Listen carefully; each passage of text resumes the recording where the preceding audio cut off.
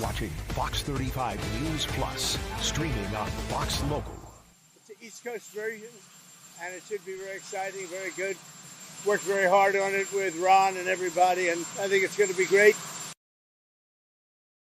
The president this morning on his way to Florida, as he is in our state to visit Alligator Alcatraz. It is Tuesday, July 1st. This is video from just moments ago of President Trump walking off Air Force One. He was greeted by Governor Ron DeSantis. You'll see this video here in a moment. Now, just within the past 5 minutes, the president and the governor, along with Homeland Security Secretary Kristi Noem, they wrapped up an impromptu news conference that lasted about 10 minutes right there on the tarmac of the airport. We know now that President Donald Trump is on his way to visit Alligator Alcatraz, and he should arrive at any moment. We have a lot of coverage here for you coming on Fox 35 News Plus. Manny Martinez here with you on this Tuesday. Garrett Weimer has the week off. Thank you for being here with us. We have a lot of live sources to get you. In fact, why don't we show you what it is that we are waiting on at this moment. This is what it looks like inside Alligator Alcatraz, or at least a room where they are going to be having a ceremony, an opening ceremony of sorts for this facility, and that is in Ochopee, Florida, in Collier County. That's about 50 miles west of Miami. Now, this has been an event that has been about a week plus in the making since the Attorney General in Florida, James Uthmeier, made the announcement with a promotional video online. And so some fast facts about Alligator Alcatraz. It is supposed to be an immigration detention center that can house as many as 5,000 people. Now, I talked about where it is, and that being Ochopee, Florida. Population of Ochopee is 131 people, according to the last census.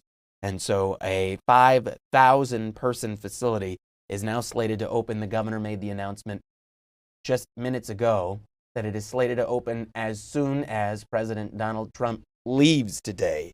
Now, Ochopee is known for the smallest post office in the United States, and it is now the center of the immigration battle in this country. And so many people are there that here for this next hour, we do have to give you just a little bit of a disclaimer. And that is that signal has been a problem and a challenge for this morning. And that is because it is such a remote location that and you have a convergence of crews that it's hard to get a powerful live shot, a stable enough live shot. And an example of that is we're going to go to Fox 35's Marie Edinger here in a moment. Marie, you are speaking with us from outside Alligator Alcatraz. You're on your phone just because the signal through the live unit that we have just was not strong enough when everybody's competing. Yes, we're going to have to troubleshoot that later, but because we've been so busy out here, we just have not had time, and so we stuck with what we know, which is talking from the LiveView app on my phone, so I apologize if it seems a little shaky.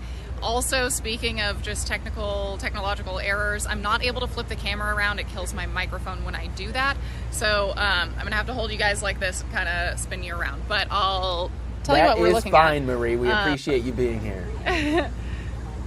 Okay, so just to set a scene, this is right outside the entrance. You can see lots of people turning in right now, lots of people gathered in this area.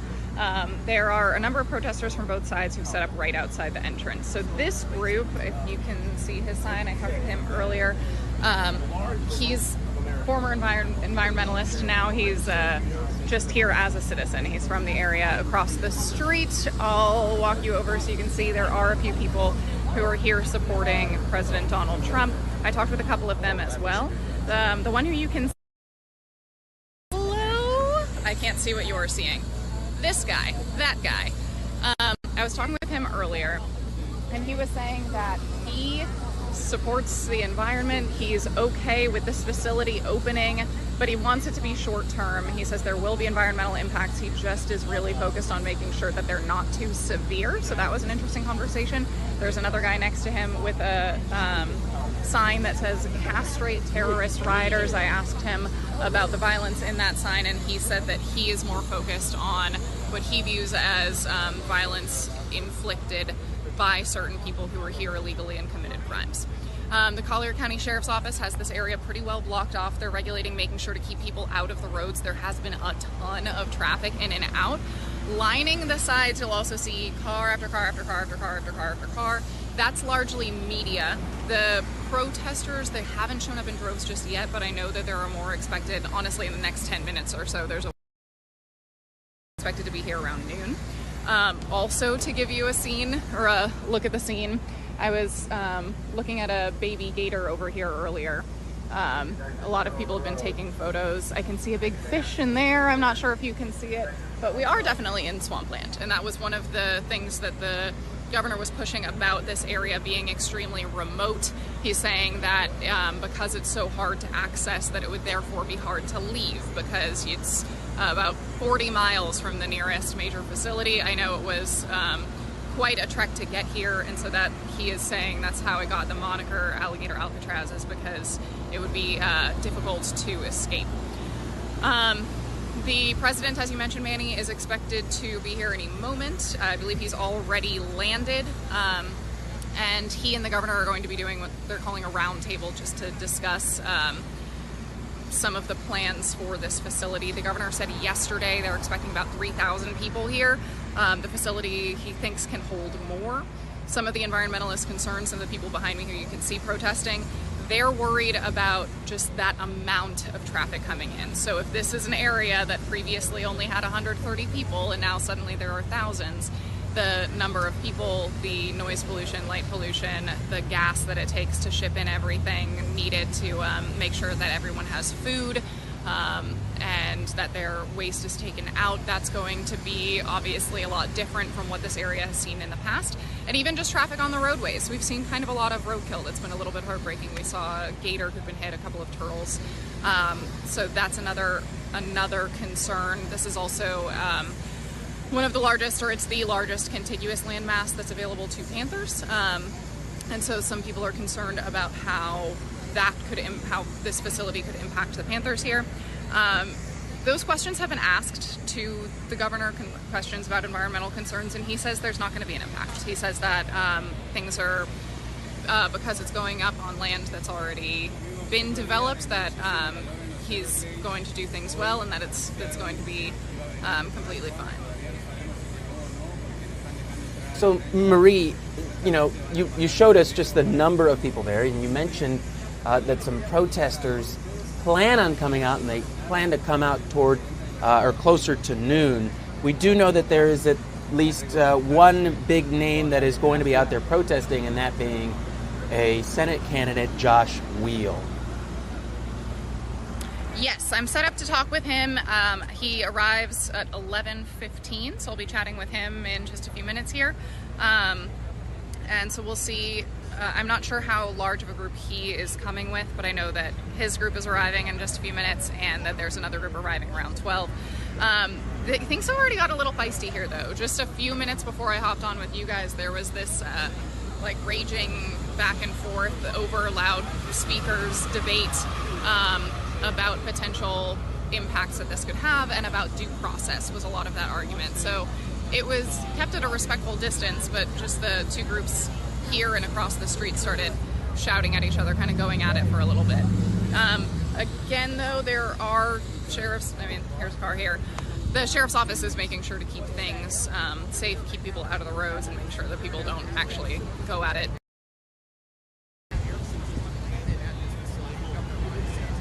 Yeah, there's quite the law enforcement presence outside from what I've seen. I see cars going through. They don't have the road blocked off, do they? They do not have the road blocked off. Actually, it's been really, really busy, the roadway. A lot of that are these large trucks. Actually, you can see one behind me right now. and a lot of them have been turning into the actual entrance to the Dade Collier Training and Transition Airport, which is right there. But a lot of them are just passing through, and I cannot possibly figure out where they might be headed, given that this is, as we've said, kind of in the middle of nowhere. You know, Marie, the one thing that I would say that kind of struck me that you showed us also too was you found a baby gator right there. And just, you know, imagine the number of them that are out there in that area. And you mentioned it, you brought it up that was sort of the point of this facility and this location. Yes. So I think the I guess joke behind the name is, and what the governor has been saying and what Attorney General Uthmeier has been saying, is that if people tried to escape, that they would have absolutely nothing surrounding them except for miles and miles of swampland, that they would be met with danger from the animals, from alligators, pythons, and panthers. So I think that's the motivation behind it. A lot of people here are saying, I mean, it's beautiful land, and of course there are the animals that accompany that, but the argument over how dangerous it would actually be to walk out in the area, there are some people who've been kind of debating that, and some trip was environmentalists nice, saying, and the job they've done is fantastic. And this is what you need, and Ron worked beautifully with Kristi. Sorry, Marie, I accidentally potted up the president there in some sound that we are going to be getting to in a moment. You guys can go to him. Well, thank you, Marie, for showing us what it is that you're looking at. And I know that we're going to be speaking with you here coming up in a little bit at 2 o'clock, also on Florida Live. And then you're also working on putting together stories for Fox 35 News at 5 and the News Edge at 6. So we appreciate you showing us what it is that the scene is like outside. So, Marie, we will go ahead and let you go. In the meantime, I'll show you guys what it is that we are waiting on, and that is President Trump and the governor to arrive there. We know that just moments ago, the president did walk off Air Force One. That's what we showed you at the very top of our show. And why don't we go ahead and let's see if I can get on the right video here. Let's see if we can click on that. And okay, I have it pulled up. We are ready. This is President Trump, Homeland Security Secretary Kristi Noem, and Governor Ron DeSantis on the tarmac as soon as the president arrived and stepped off Air Force One. Trip was nice, and the job they've done is fantastic. And this is what you need. And Ron worked beautifully with Kristi and all of the people at Homeland Security and got it done in how many days, Ron? 8 days, a new facility was up and running. So, and is this the model going forward, Mr. President? It can be. I mean, you don't always have land so beautiful and so secure. We have a lot of bodyguards and a lot of cops that are in the form of alligators. You don't have to pay them so much. But I wouldn't want to run through the Everglades for long. It will keep people where they're supposed to be. This is a very important thing. We're setting records at the board. You know, we had no people come through last month. Zero, no people. But we're going to keep it that way. So Ron did great, and I want to thank you. Well, look, we thank you, Mr. President. Thanks for your leadership. The border, you did that quicker than we knew you'd do it, but you did it so quick, which is great. But Biden let in how many millions, and you got to take care of them. And so this is one example of state operating this. The feds are approving it, supporting it. We're also going to have 2,000 more at Camp Blanding, which is our National Guard site. And we're the only state in the country that mandates our state and locals, law enforcement, to cooperate with ICE. And it's made a huge difference. On any given day, Florida constitutes about 20% of all immigration arrests nationwide. What I would just say is, don't let Florida be the only state. We've got very red states that should be doing this just as much as Florida's doing. That will increase their numbers. And then what happens is you'll have a lot of people that will deport on their own because they don't want to end up in an Alligator Alcatraz or some of those other places. So I think this is a model, but we need other states to step up. I was going to ask you, would this be enticing for other states to come up with their own model? They are doing it. We have Louisiana doing it big. Alabama's doing it. We have a lot of states. They seem to be red states, and not too many blue states for whatever reason. But the red states, Republican-run states, are doing it. The blue states don't do very well at security and policing, unfortunately. What would you say, Kristi? I would say that exactly right. The governor here has been fantastic in forming this partnership with the Department of Homeland Security. We were looking at different contracts with different vendors and thought, why not go straight to our governors and ask them to help us solve this problem? Florida was unique in what they presented to us, and I would ask every other governor to do the exact same thing. This is unique because we can hold individuals here, they can have their hearings, get due process, and then immediately be flown back home to their home countries. And their home countries are welcoming them. They're setting up loans for houses. They've got food assistance. They're helping to facilitate welcoming them home. I just got home from Panama, Costa Rica, Guatemala, Honduras, and they're all excited about getting their individuals back home from the United States. So and there is a lot of self-deporting. That's one thing I was actually surprised, but a lot of self-deporting. This is the feed freezing as I flew over we the had trouble. Everglades. We did a little circle. I said, let me see. That's a big piece of land. It took us 25 minutes to fly around. Is there potential for enlargement or additional facilities out here? There may be. I think what we're doing is, because this is an important part of Florida, we're using the existing footprint of this airport. So when you guys go over there, you'll see all the beds, the medical, the galley, everything is on the concrete. We're not using any of the other stuff. Now, as you'll see, there's a lot of concrete, so there very well may be. I know Secretary Noem and her team have said as soon as the president departs, we'll be open to start receiving folks. And so we'll see what the tempo is. We do have the 2,000 in Northeast Florida that will open very soon. So it is possible to do. One of the things I think that is exciting about this is we're offering up our National Guard and other folks in Florida to be deputized to be immigration judges. We're working with the Department of Justice for the approvals. I'm sure Pam will approve.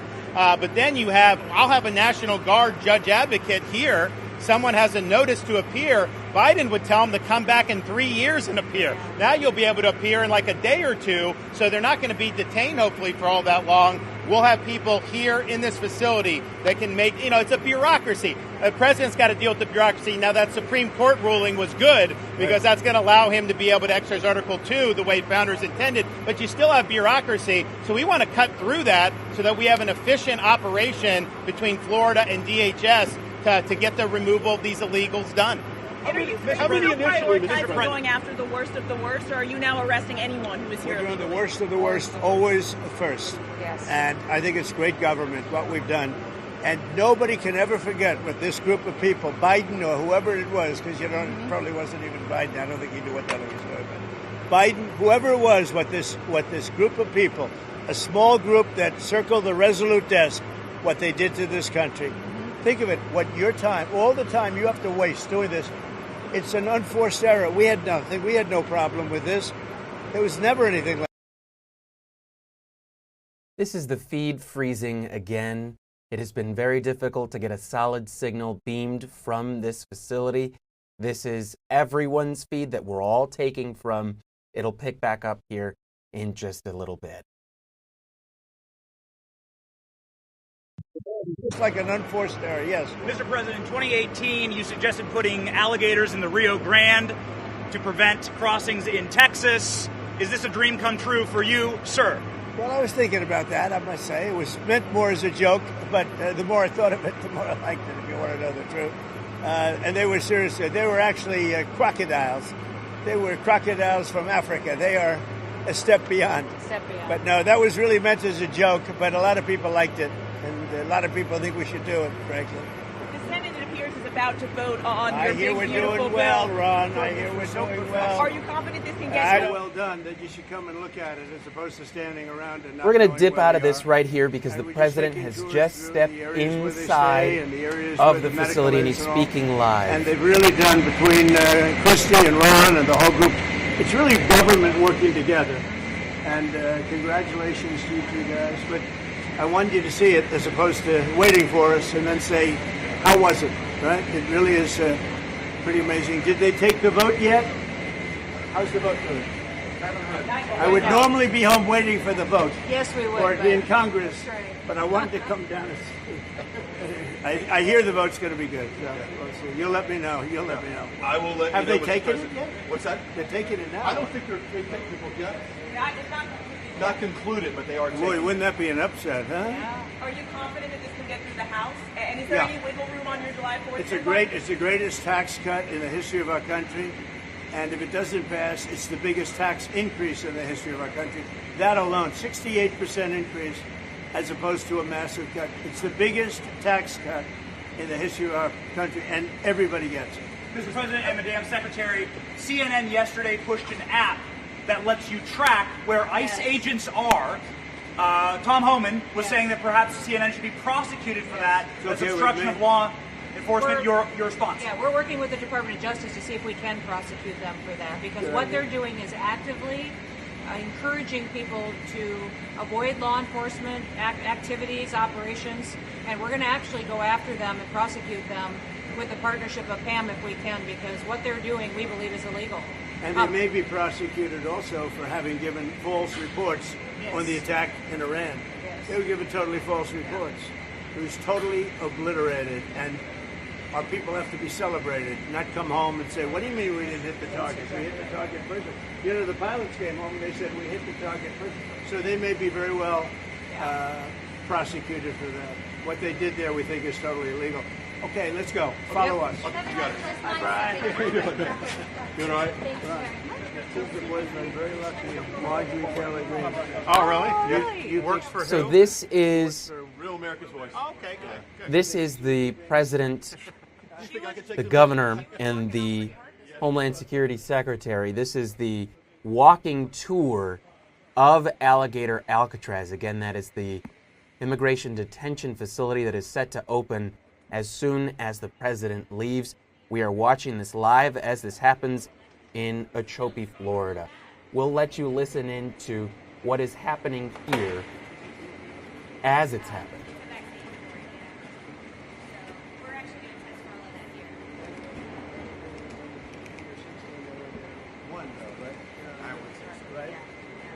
I was a little worried when they get my 1-year-old shot, but I didn't know any better. See how that thing with the kids is out of control. Yeah. Now 1 in 32 versus 1 in 20,000 20 years ago. Yeah. Autism. So it was think of it, 1 in 20,000 20 years ago. Now it's, I heard 1 in 16 in California. Yeah. 1 in 16. Well, that's because they didn't. Now, can you imagine? So there's something. I think Bobby's going to figure it out. So nice to see you. Thank you for visiting us down Thanks for here. visiting. This is our team, our pharmacist, and our nurse practitioner, our operating How are you? They actually did all the work. Nice to meet you. Nice to meet you too. Thank you guys for doing this. Thank you for your partnership. You had how many days to do it? We actually just had 24 hours. 24 hours. Yeah. I was relentless. This is like a monoclonal antibody clinic on steroids. We did the monoclonal in 24. By the time they were doing these. So I'm not sure if the camera is going to be following the president around. There you see somebody is leading the cameraman as the president walks around Alligator Alcatraz, and this is our first look at what it looks like once complete. And it looks like we are being led to a different part of the facility, perhaps to get ahead of the president. They'll have to hit the ND filter. Once you walk outside, you get exposed to all of that sunlight.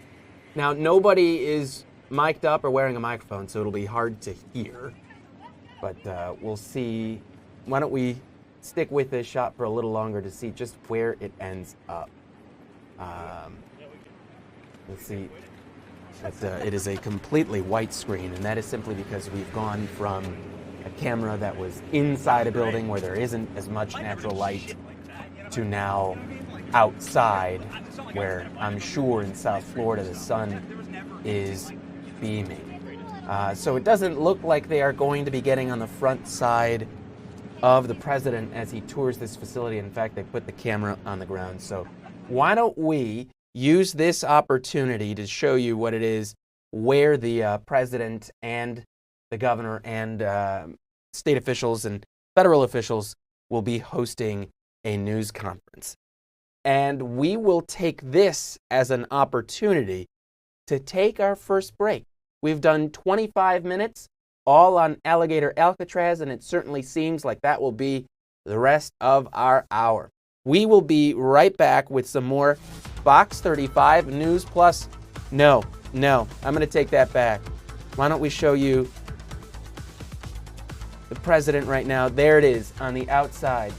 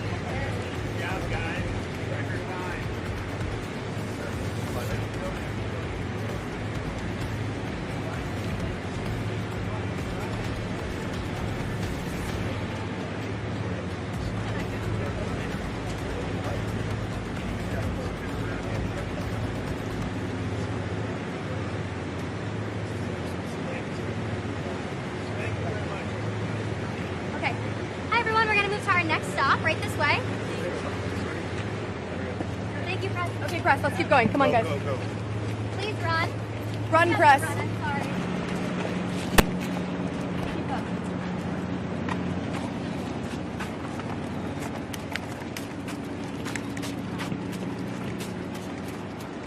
Okay, so now I understand how it is that this is working. The camera is going to be going ahead of where the president and the rest of the elected officials are going to be touring this facility. So it will be taking breaks where they're not showing anything, you're not seeing anything. That's that black screen that you see on the left side. On the right side, that is what looks like a tent, professional tent. It looks like it even has some AC in there. That is where they will be speaking with their roundtable in a moment, and we will take that live. How about now? Let's use this as our opportunity to take our break, 28 minutes past 11 o'clock. We will be right back in 2 minutes. We'll be monitoring this for you. You will not miss a thing. Stay with us here on Fox 35 News Plus.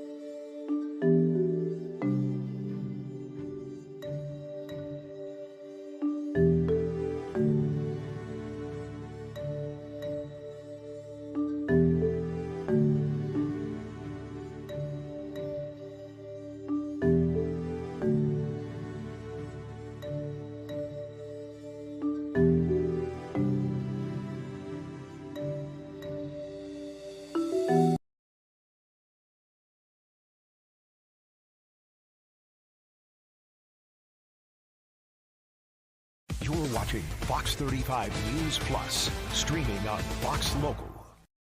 Today is one of those days here on Fox Local and Fox 35 News Plus where we just don't have the opportunity to take a break because what you are seeing is just too good. And this is a look inside Alligator Alcatraz down in Okeechobee, Florida.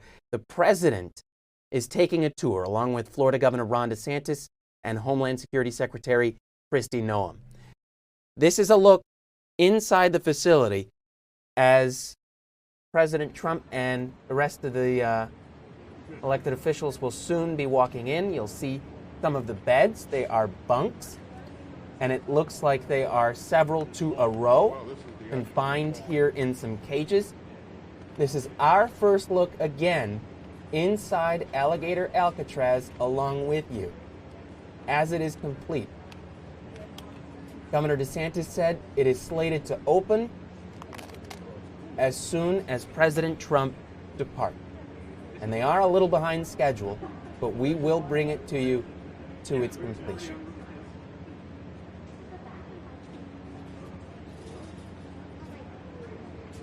There you see the gang of photographers.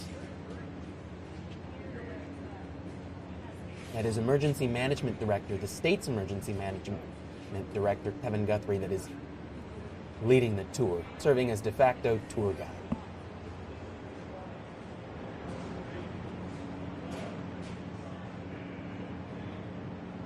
This is a facility that was built after it was announced in less than 2 weeks, a little over 1 week. Down in the Everglades, we got a picture from Marie Ettinger, and she told us at the top of the hour about how remote of a location this is, even saw a baby alligator. Thus the name Alligator Alcatraz.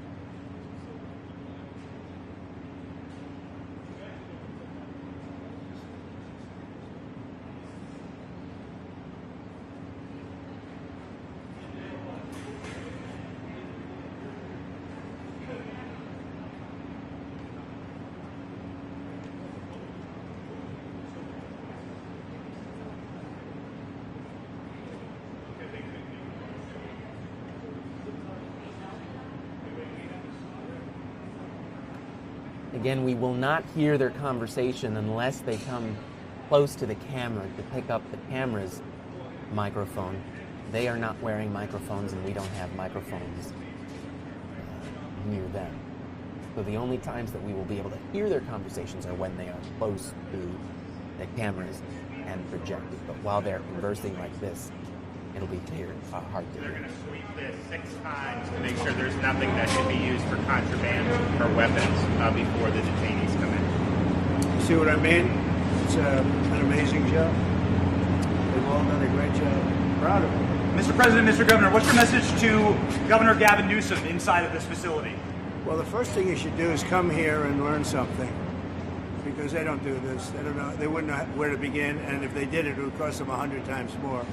So I would say he should call the governor and Kristi, and I'm sure you'd give him because his state is a disaster, and he doesn't do this. Well, they have the original Alcatraz, so you guys could approve him being able to set one of these up over there. I'm sure the secretary would be happy to do that and provide. My sense is he's probably not going to bite on that, but I don't know that they'd be able to come in at cost because they tried to do this high-speed rail. They spent like $150 billion, no tracks. We've got a privately funded rail in Florida from Miami to Orlando. It costs the taxpayers $0, and it's very successful. So it's just a much different approach between states. We're not going to let him get anywhere near Alcatraz. It'll cost 100 times more than they thought. Now, he ought to come here and study this because he could learn a lot. Yes? The first person checking into the room, sir. Tomorrow. Hopefully tomorrow, within the next 24 hours. They have the doctors, they have all the professionals. There's going to be a security sweep because there have been civilians here, so they will sweep this multiple times to make sure there's nothing can be used as weapons or any contraband. And then once that's cleared, then they'll do. So it's really up to Secretary. I know has got people in the queue, and so they'll be ready to receive. I think our viewers at home should note that this is air-conditioned facility. So if any of the news claims are keeping them out in the hot, humid South Florida, that is wrong. It's probably 62 degrees here, to be honest.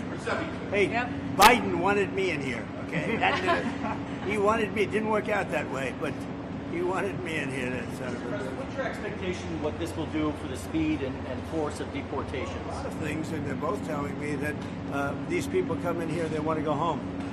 And they want to go home, so we immediately send them home, where it's appropriate. Now, if somebody's a real killer, we don't send them anywhere. We put them in a maximum security. Look, what we inherited from this guy, this incompetent man, and his administration, which wasn't incompetent, it was radical left, lunatic, communist, whatever you want to say. I know most of them. What we inherited should never, ever be forgotten. What they've made us do. This is all because of an open border policy where 25 million people flowed in. From all over the world, from prisons, from all over the world they flowed in. For no reason whatsoever. We had, when I left, we had a very powerful border. We had no problem. He opened it up, day one. He just opened the border, and people couldn't believe it. That's right. They were standing there. What are they doing? They said, go in. That's it. You look at the first day tapes. They opened it up and they said, go in, and that's where all of this began. But this is an amazing thing that they've done here. Really but listen, people don't have to come here. If they self-deport and go home, they can come back legally. We will let them come back legally. And there is a lot of self-deportation. Yes. But if you wait and we bring you to this facility, you don't ever get to come back to America. You don't get the chance to come back and be an American again and work here. So they weren't with us when the President and Secretary Kevin and I, we went through the intake. So right when you do the intake, they have the information about voluntary departure. They have the ability. Obviously, you guys are funding that because it's a lot cheaper to do it that way. So even if they get brought to the front doorstep here, they still have an opportunity to just go back voluntarily, and then this way they're not. Let's say they get in here like, hey, I want to stay here, I want to go back. We can put them on a plane that day and take them home. We'll buy their plane ticket, go home, and then they get the chance to come back legally. If they wait and say we're not going to do that, they can come back legally after a period. Mr. President, you've talked recently about the idea of finding some way to get farm workforce and service sector workforce, and I think you've discussed somehow a program of people leaving on a sponsorship and coming right back. Can you give us a little more detail about that and why, in the view of some hardliners, it's not amnesty? Take care of our farmers and hotel workers and various other people, and we're working on it right now, and Ron's going to be involved, and you're involved already. So we have a lot of cases where ICE will go into a farm, and these are guys working there for 10, 15 years, no problem. The farmers know them. We're going to put, it's called farmer responsibility or owner responsibility, where they're going to be largely responsible for these people. And they know these people. They've worked on the farms for 15 years, and all of a sudden, so I have a great, Ron does, Kristi does, we have a great feeling for the farmer and for others in the same position. And we're going to give them responsibility for people. And we're going to have a system of signing them up so they don't have to go. They can be here legally. They can pay taxes and everything else. They're not getting citizenship, but they get other things. And the farmers need them to do the work. Without those people, you're not going to be able to run your farm. Mr. President, you and the governor tangled pretty hard in the 2024 election. You stand here now. You stand here now as partners on this effort. How would you describe the relationship, and what future does Governor DeSantis have? I think it's a 10. Maybe 9-9, because there might be a couple of little wounds. So maybe it's 9-9. I think we have a 10. We get along great. Well, the thing about it is, I endorsed him immediately in January 2024. I raised one of his PACs millions and millions of dollars, and obviously we saved him a lot of money in Florida because Florida was a deep red state. He didn't even have to do a rally in Florida, whereas 2016 and 20, this was like ground zero. And so we've been really happy to do that, and then we've worked very well on this and other issues with Florida. And you can call him at any time, and he wants to be helpful for governors. I mean, I can tell you that. We did Hurricane Helene last year. You didn't hear from the president at the time then. But with President Trump, we know immediately. You just make the phone call. As a follow-up question, I'm sorry, like another thing you inherited. How firm are you going to be with Netanyahu about ending the war in Gaza? Very firm, very firm. But he wants it too. I will tell you. He's coming here next week. He wants to end it too. We had a tremendous success with Iran. They won't have me. Somebody said, when are you going to sign? I said, sign? They are so bombed out. Did you see the report issued this morning? The place was decimated. It'll be years before anybody even gets down there. So that's not a priority, but we'll have a report and we'll have whatever we want. We'll get whatever we want from Iran. And I think, and I hope they want to have a good country. They have massive sanctions right now, biting sanctions. It's going to be very hard for them to do anything with those sanctions. And I look forward to maybe there'll be a time when we get along with them and they can rebuild their country. Is there a point where you tell Netanyahu, like, you got to end this now, you got to strike a deal? Well, he wants to. I can tell you he wants to, and I think we'll have it. I think we'll have a deal next week. That's what I think. Mr. President, do you intend to announce your pick for successor to Jay Powell earlier than say, or as early as say this summer or this fall? Will I do something about who it's going to be? Yes. I don't know. Hey, he'd be a good candidate. You might do that. She'd be a good candidate, too. Anybody would be better than Jay Powell. No, he's causing us a fortune because he keeps the rate way up. I think it's Trump derangement syndrome, personally. But, you know, we have a very strong country. We're the strongest country. Look, our country right now is at a level that we haven't seen for 40, 50 years. What we're doing now is nobody's seen anything like it. I told you, I was in the Middle East. The King of Saudi Arabia said to me very strongly, he said, you know what? A year ago you had a dead country.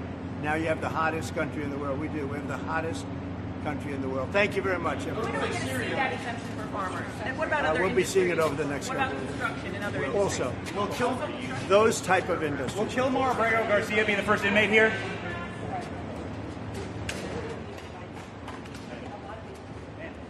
The president, the governor, and the Homeland Security Secretary taking questions here. Again, you'll see that the feed will freeze from every once in a while. It is tough to get signal, so we'll switch it over to what it is that we are waiting on, and that is a roundtable that we will bring you in full. We'll wait to see where it is that the tour will go next for a shot to pop up. In the meantime, we will use this as another opportunity to take a break. And like we did last time, if we see something that we need to break in for, we will. We'll be right back.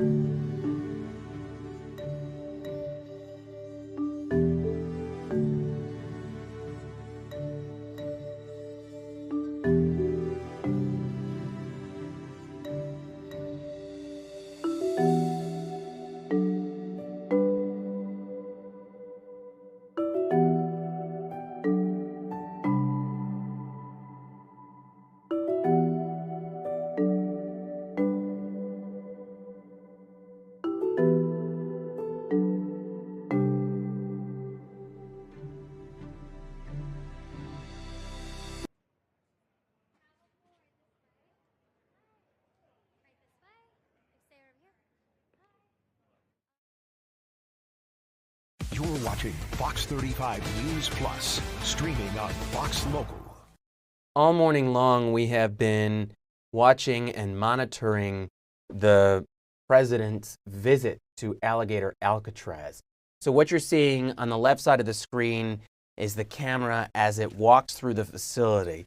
We were inside just moments ago, and you watched it here live on Fox 35 News Plus, where the inmates or the detainees will be sleeping. We were inside their quarters, their bunks, and you saw that they were bunk beds, and it looked like they were several rows deep. Again, that is a facility that will be hosting 5,000 people. Not sure if you caught it there on the left side of your screen as the camera was walking to set up for its next shot here for this roundtable. That would have been Ladies and gentlemen, like please that was, welcome the 45th and 47th and here's President of the the United president. States, But it looks like that would have been Donald J. sort of a Trump. cafeteria.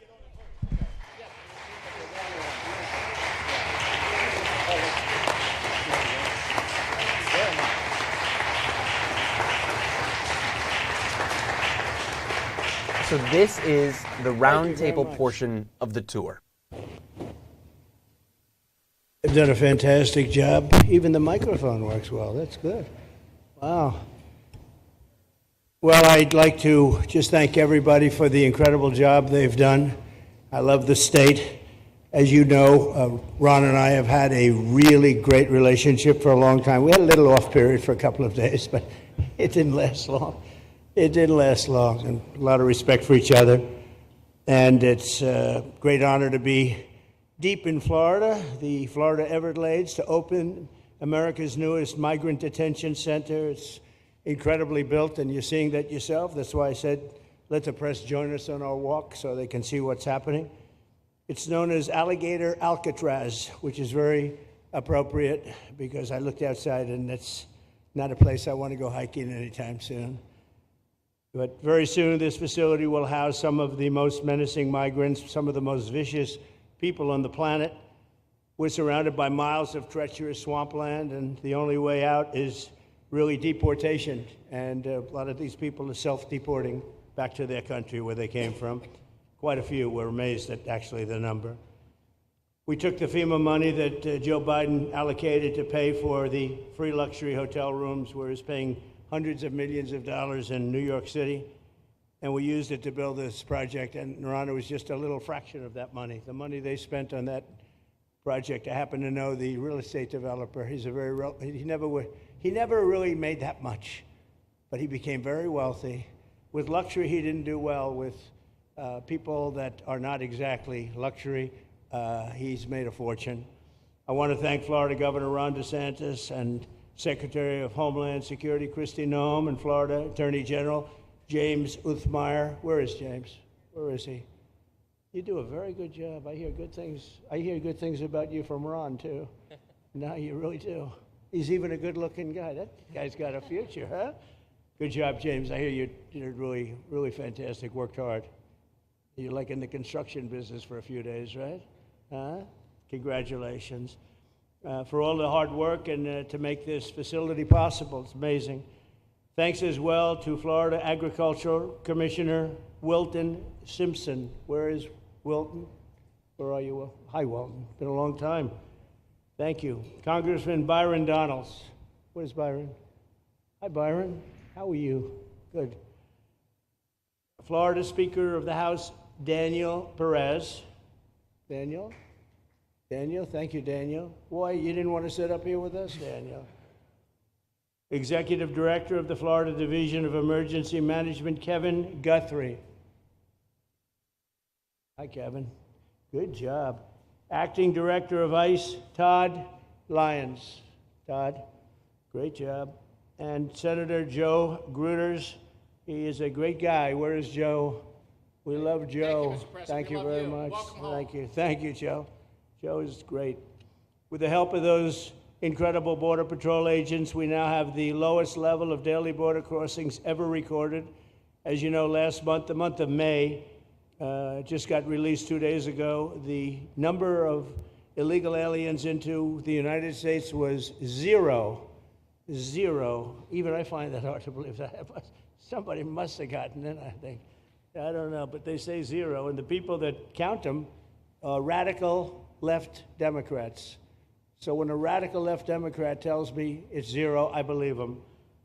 But there's still much work to do. In the 4 years before I took office, Joe Biden allowed 21 million people, that's a minimum, I think it was much higher than that, illegal aliens to invade our country. He invaded our country just like a military would invade. It's tougher because they don't wear uniforms. You don't know who they are. More than the populations of New York City, Los Angeles, Chicago, Houston, Phoenix, and Philadelphia combined. That's what came into our country from prisons, from mental institutions, from street gangs, drug dealers. It's disgusting. This enormous country-destroying invasion has swamped communities nationwide with massive crime, crippling costs, and burdens far beyond what any nation could withstand. No nation could withstand what we did, and we're in the process of doing it, but we have some great people doing it now, and you see them up here with me, but it's, I'd call it like an unforced era. It's sort of like men and women sports. It's sort of like transgender for everybody. How could they have done this to our country? And we're never going to forget it. Last year, 15% of all the hotel rooms in New York City were used to house illegal aliens at costs that they never got for luxury. They never got this much for luxury people coming in from the wealthiest places on earth. They made more money with the illegal immigrants, with many rooms costing more than $300 a night, 6 times the rent of a typical American family. In Denver, Colorado, the city was forced to cut $10 million from its police and fire department budget as part of a $90 million plan to house illegal aliens. And it's a population that's growing and growing and destroying Denver and growing, and again, it's destroying Denver, and it's destroying many other cities too. Likewise, one of the city's largest hospital system is drowning in unpaid medical bills, unpaid in the billions, after their emergency rooms were flooded with tens of thousands of illegals, leading to the closure of critical services. And these are really critical services. They can't even keep them open for American patients. The American patients were treated worse than any illegal immigrant. In Los Angeles, 1 in every 4 students in the public school system is from a household headed by an illegal, and most of them don't speak English, so they're in a school system, and they don't have interpreters, they don't have anything, they don't speak English. What a mess, what a mess. Unforced error, all these people allowed to come in. The United States is now spending $78 billion a year on translation. Okay, think of that. $78 billion a year on translation, and smaller numbers on special education programs for non-English speakers in our public schools. So $78 billion, I think that's not a mistake. I would say $1 million maybe, hundreds of thousands of dollars, $78 billion, Joe, on translators and non-English speaking work. Federal government, the Justice Department, it's more than twice the cost of maintaining the United States Justice Department, what we're spending on translation and other things to help. In total, the average illegal alien costs American taxpayers an estimated $70,000. That's each, $70,000. I think that number is even low. If you care about balancing the budget, the single most impactful step we can take is to fully reverse the Biden migration invasion. One of the worst invasions we've ever had. We've never had an invasion like this. We've had invasions, but we've taken care of them. We've never had an invasion like this, and it's with us. And we have some very bad people out there looking to do big harm. That's why the One Big Beautiful Bill includes funding for 3,000 new Border Patrol officers and 10,000 new ICE agents. And I've gotten to know the Border Patrol and ICE very well. Unlike Kamala, she was the border czar, but she never saw the border. She never made one phone call. She was some border czar. She would have been some president. Probably would have been slightly better than Biden, though. I had to run against both of them, you know? The one guy, it's like a fighter. You knock out the one guy who's doing badly, then they put somebody else in, but fortunately she was a stiff also. Otherwise, I would have been very angry. I would have been extremely angry. The heroes of ICE will also help round up and remove members of the savage drug cartels which are coming back into our country. And we got them out. Now some of them came back in. We just got them out again. And that's going to be a vicious cycle. But these are foreign gangs. They're horrendous people, killers, that have infiltrated our territory, including 8 which we have designated as foreign terrorist organizations, which gives us a lot more power for speed and getting them out much easier. And we had a great court victory, as you know, on Friday that allows us to do what we have to do from the Supreme Court of the United States. In 5 months, my administration has already arrested over 2,700 members of the murderous Venezuelan gang known as Tren de Aragua, including a pack of these sadistic animals arrested last month with over 280 guns, and these are guns of the latest caliber. These are guns that were made over the last period of less than a year, getting brand new guns, the latest and the greatest. Every day, our brave law enforcement officers are hunting down and deporting migrant criminals who have committed heinous crimes, including more than 13,000 murderers, 11,888 to be exact, but I'd probably say the 13,000 is right also. Think of it, 11,888, and more than half of them, they committed more than one murder. So, Ron, many of them are out of here already, but it's still it's a hell of a number to be confronted with. Just this year, ICE agents in Miami have apprehended illegals with arrests for murder, kidnapping, rape, child sexual abuse, and arson, people of the worst order. We're getting these monsters out of the United States, out of Florida, out of all the places that they're in. And on January 20th, I signed an executive order empowering governors and state police to be deputized to enforce federal immigration laws. And Ron's already taken advantage of it. It's a tremendous advantage for the states. Most of them are doing it. Actually, the blue states tend not to do it. Even a couple of them have, though. And I want to express my tremendous thanks to the state of Florida for embracing this opportunity and being a true partner. They've worked so well with the federal government. It's been just a beautiful, beautiful partnership. So, Ron, I'd like to thank you personally. You are my friend, and you'll always be my friend. And we may have some skirmishes even in the future. I doubt it, but we'll always come back because we just we have blood that seems to match pretty well. We have a relationship that's been a very strong one for a long period of time, and I appreciate it, very much appreciate it. And also, Secretary Noem, I'd like to have you say a few words. You have been unbelievable, the job you've done. You and our favorite person, Tom Homan, have done, and your whole staff, because it's a lot of people, and Tom acknowledges it all the time. He respects you so much. He respects the staff that you both built. And you're really doing one of the great jobs. And it was great that you could work with Ron in Florida so well. Built such a great facility. So please say a few words. Thank you very much. I don't know if this will work. Well, thank you, Mr. President. First of all, I want to thank you for putting the safety and the security of the American people first, and the way that you never lose focus on making sure that America stays our priority and that the families that live here get the chance to grow up and to raise their children in communities that are safe and that give them an opportunity to pursue the American dream. This facility here is a fantastic representation of what can happen when all of government works together and when it's accountable to the taxpayers and to the citizens that live here. The President signed an executive order that allowed us to build partnerships with states and with local law enforcement officers, which is exactly how things should function in this country. More power, more authority given to people locally so that they can take control of their own destiny. And so we have already been working under the 287G program to deputize law enforcement officers, whether they be state highway patrol, local sheriff's departments in all of our states, and allow them to go out with our ICE officers, our border patrol officers, and make sure that we're getting the worst of the worst off of the streets. We also recognize that as we've been doing that and returning people back to their home countries, that we need detention facilities. We need beds to put them in place so that they can have their due process before they return home. And this facility is exactly what I want every single governor in this country to consider doing with us.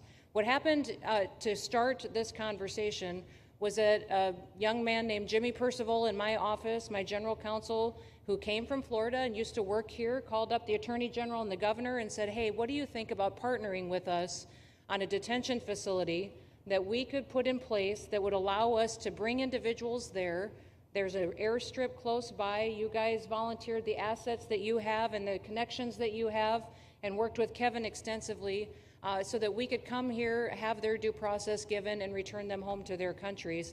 And in 8 days, this facility has been stood up. And I want everybody to recognize that detention facilities that ICE adheres to is a higher standard than is required at state levels, at local Department of Corrections facilities, sheriff's offices. This is a state-of-the-art facility, air-conditioned, isolated, though, for security purposes, which is very helpful.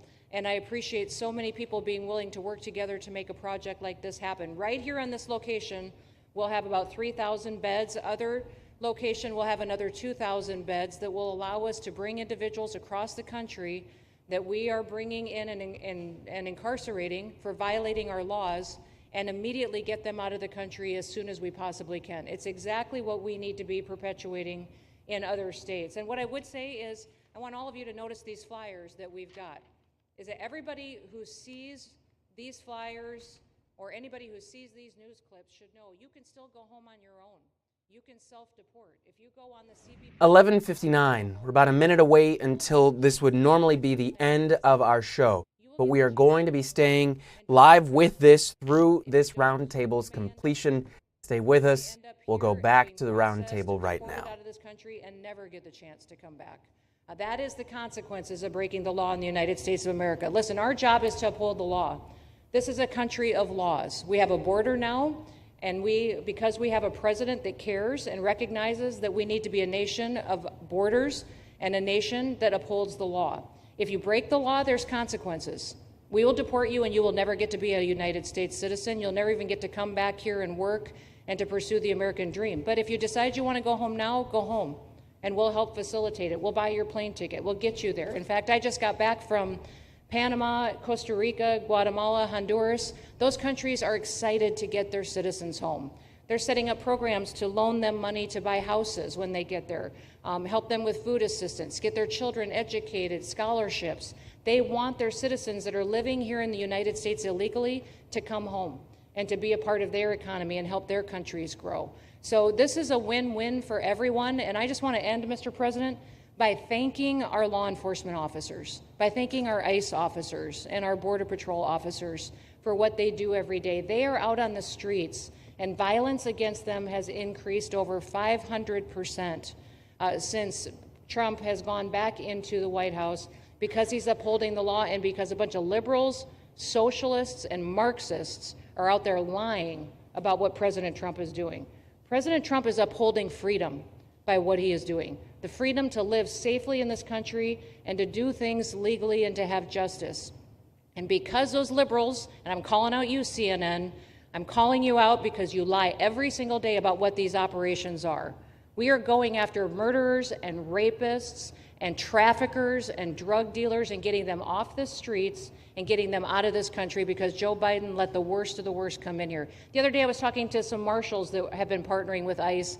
They said that they had detained a cannibal and put him on a plane to take him home, and while they had him in his seat, he started to eat himself, and they had to get him off and get him medical attention. These are the kind of deranged individuals that are on our streets in America that we're trying to target and get out of our country because they are so deranged they don't belong here.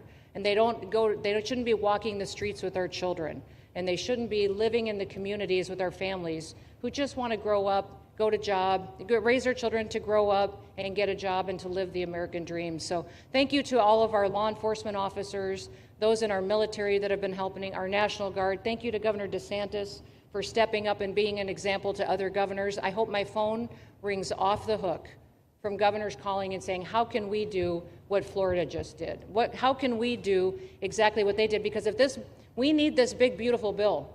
We absolutely have to have this big, beautiful bill that has the funding so that we can continue this operation and we can get those bad criminals off of our streets and have the officers to do it so that when they go out on an operation, somebody's got their back. Somebody's got their back, they can do it safely, and they can go home to their families at night too. So this bill needs to pass through Congress so we have the resources at the Department of Homeland Security to make sure that our homeland truly is secure. And Mr. President, thank you for Stephen Miller. I just want to thank you for him. This guy calls me night and day and tells me all of his wise advice and wisdom, but he's a rock star because he loves this country and he's passionate about making sure that nobody is prioritized over an American citizen. We love everybody. We do.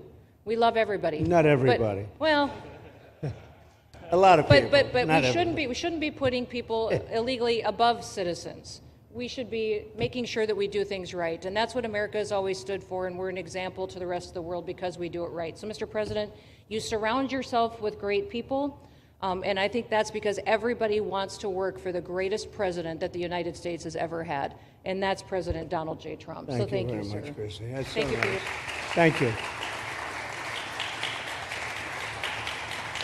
Thank you very much. And I have to say that, you know, when Kristi's name was put before me by Tom Homan, by the way, because I wanted him for the border, and somehow I thought that was going to be good in that sort. But he didn't want the upper job, and I said, who do you recommend? Kristi Noem. I said, oh, are you kidding? She's great, but she's such a fine, elegant person. He said, sir, she's tough as hell. I said, are you sure? You are tough as hell, I tell you, and you do it in a very nice way, but you are, if you ever saw her ride a horse, she rides a horse like she should be in the rodeo. She's like an unbelievable horse person, and you've done a fantastic job, and Steve Miller would even agree to that. And he likes nobody, by the way. I don't think he likes anybody. And another one we like is Ron. And Ron, would you say a few words, please? Sure. Well, thank you, Mr. President. Welcome back to Florida, and I think this is the first time you've been back since the events of a couple weeks. So just let me say, As somebody that was serving on active duty in Iraq back in the day, we witnessed the number of our troops that were killed or wounded by the Iranians. We know that they're a militant Islamic regime that was hell-bent on getting nuclear weapons, and under Joe Biden, they were about to get nuclear weapons. And because of your strong actions, those dreams and those ambitions have been reduced to rubble.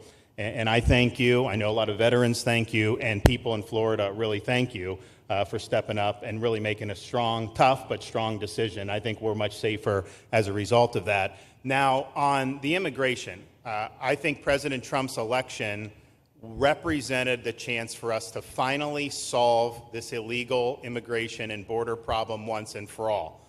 I knew he was going to do the border, although he did it very quickly and very thoroughly. I think that no one can say that that's been anything but a spectacular success. But then we have the issue of Biden let in how many millions of people? And you had millions that had been in over decades previous to that. You can't have a country if you don't have respect for the rule of law. You can't have a country if foreigners get to decide who comes in. No, we, the American people, make that decision, who's allowed or not allowed to come into our country. We've seen Europe be overrun by open borders, so we're not going to let that happen here. So when President got elected, I knew that the states had an important role to play in facilitating this really, really historic mission. We're the only state in America, Florida, that requires full cooperation with ICE from all state and local law enforcement entities. And what is the net result of that? We have these agreements for these 287G task force with sheriff's departments, police departments, state agencies, and it's really instrumental in rounding up a lot of really bad people who shouldn't be here. If you look at the number of those full-blown 287G agreements that have been executed around the country, the state of Florida counts for 60% of those. If you look at the number of immigration arrests of illegal aliens on any given day, the arrests happening in Florida constitute between 15 and 20%. Nationwide. So we're all in on this because we understand how important it is to our citizens. It crowds schools, it crowds medical, it crowds housing. Yes, you have illegal alien crime as well, and people want the problem solved. And the only way we're going to solve it is if states like Florida step up and help the president, help Secretary Noem get the job done. Now, this facility here was really in response to us working with DHS and ICE from the time the president got sworn in. And the number one thing they kept coming back to was, you know, Biden decimated the agency. I mean, let's just be clear. You could have illegals in Florida. Biden would just release them, even when they had notices or they had... So right now, as this is happening here in Florida, you're looking, or I want you to look at the top right corner of your screen, and the Senate has just passed the big, beautiful bill just minutes after noon here on this Tuesday. Vice President J.D. Vance cast the tie-breaking vote. 51-50, the final tally. That just happening within the past couple of minutes. That feed in the top right corner. In fact, why don't I put it full here on your screen? Happening right now in Washington, D.C., the Senate has just passed the big, beautiful bill. They had a self-imposed July 4th deadline. They have been able to meet it. Let's listen back into the roundtable at Alligator Alcatraz to see if perhaps there is any live reaction from the president and federal officials. Their return to their home country. This is the opposite of what they were doing in New York by just putting them up in a hotel and then just letting them stay there indefinitely. No, we want to be able to send back. And when you walk into the processing, the president and I, Secretary Noem, Kevin Guthrie, walk through that initial intake. The first thing you see is information on how to go home on your own. Why would you want to come through Alligator Alcatraz if you can just go home on your own? I think a lot of people are going to make that decision. So you're going to have a lot of deportations that are going to be done by the administration, but I think you're going to have a lot of voluntary as well. So this is a force multiplier for the president's efforts. I would just say and echo what Secretary Noem says. There is no reason why other states can't be doing it. And I know Louisiana, Texas, a couple of them, but we've got if only the red states did this, they would be able to expand their capacity by tens of thousands, maybe 50, 100,000 on a given day. That's how you really start to make a difference. And so we're proud to be able to partner with the Trump administration on that. Mr. President, thanks for coming down. I think you highlighting this is going to move the needle in a big way throughout the country, and I think it's going to help all of us achieve the really big results that I think our voters want to see. Thank you, Ron. Great job. Thanks, Ron. Thank you, Mr. President, for the opportunity. My name is Kevin Guthrie. I'm the Executive Director of the Florida Division of Emergency Management. And I'd also like to thank President Trump and the Department of Homeland Security Secretary Noem for joining us here today and for their continued support. I want to thank first by thanking the man to my right, and that's Governor Ron DeSantis, whose bold leadership and swift action made this project possible. Make no mistake, this facility would not be standing here without the President, the Secretary, and the Governor's vision and determination to uphold the rule of law. Florida is and will always be a law and order state. Even before the President took office, the Governor made it clear that illegal immigration would not be tolerated in the state of Florida. When the President and the Secretary asked Florida to help, the Governor empowered our state and private partners to work collaboratively and deliver real results on a rapid timeline. The Florida Division of Emergency Management is best known for leading the nation in hurricane response and other natural disasters. We understand how to act fast without bureaucracy in the face of any emergency. Our teams built roads in 8 hours, bridges in 3 days, base camps in 72 hours, and full causeways in 2 weeks. Getting things done quickly, efficiently, and correctly is at the core of our mission. We simply just want to be the best at what we do. Again, just want to give you the latest update as the State Director of Emergency Management, Kevin Guthrie, is speaking here at this roundtable in Okeechobee, Florida. But over on Capitol Hill in Washington, D.C., the Senate passes President Trump's spending bill, the so-called Big Beautiful Bill. J.D. Vance, the Vice President, cast the tie-breaking vote, 51-50, the final tally. The bill will now head back to the House. We'll see if there is any live reaction from President Trump. If anybody gives him the news, you will see it here live on Fox Local, on Fox 35 News Plus, and we'll stay here on this news conference through its end. Truly a whole of private sector partnership to get that done. Behind you on these boards, in only 8 days, we have built a fully compliant detention facility with a detainee capacity of up to 3,000 people, with room for additional capacity if you asked us to do so. The detention facility includes over 158,000 square feet of housing and is a fully aluminum frame structure rated for winds of 110 miles an hour or a high-end Category 2 for those people that don't think that we're taking that into consideration. This is Florida, by the way. Power supply is fully redundant with backup generators in place. We've put a staff village here on site with a capacity of 1,000. Our services are hot meal 3 times a day, 24/7 medical facility, pharmacy, air conditioning, access to indoor and outdoor rec yards, legal and clergy support services, laundry. Our security element is over 200 security cameras throughout the facility, more than 28,000 feet of barbed wire, 400 plus security personnel to include 200 men and women, soldiers and airmen underneath Major General John Haas's command as the Adjutant General of Florida. And it's all surrounded, as you pointed out, Mr. President, by 10 miles of beautiful Florida Everglades. Contingencies, as with all state correctional facilities, we have a hurricane plan. We will not wait for a Cat 2. We will follow our normal evacuation procedures as we do for any other facility statewide in our great state of Florida. We have on-site fire and EMS resources so that we do not we don't burden the locals with any type of response. All in all, sir, this has been a perfect state logistics exercise for this hurricane season. Everything we did here in the last 8 days, God forbid, if we have a hurricane, we're going to do it again. This was a dress rehearsal for us, and we are ready, willing, and able to support you, sir, the governor, secretary, and everything that you need us to do. Just a week ago, it was a taxiway and a runway, and now it's a fully functioning facility. We are happy to support you, Mr. President, Governor, Secretary. Fantastic job. Thank you.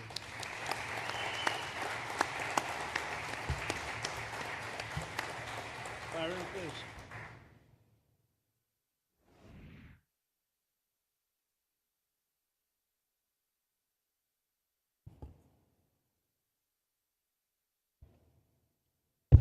There we go. First of all, Mr. President, we all have to thank you for your leadership and for the mandate that the American people gave you to finally secure our borders and to deport criminal illegal aliens and longstanding illegal aliens out of the United States. That is a mandate given to you by the American people. I know Secretary Noem, Stephen Miller, Governor DeSantis, myself, on behalf of the other members of Congress in the Senate, and of course here in Florida, we are behind you 100% in that mission. To the governor, I really appreciate you and commend you for your leadership on this, taking swift, decisive action to building this facility. One of the things that has occurred because of the work you did earlier this year with the legislature is that our sheriffs are out there every single day. They are arresting these criminal aliens in our streets, and they're seeing some backlog in their jails. So this facility primarily goes to address some of that backlog and then to help us fulfill the mission that the president has led us to. So Governor, thank you for your leadership and thank you for your decisive action on this. It really does mean a lot to all the people of Florida, of course the people of the 19th Congressional District. Secretary Noem, I mean, what can I say? The president's right, you're double tough.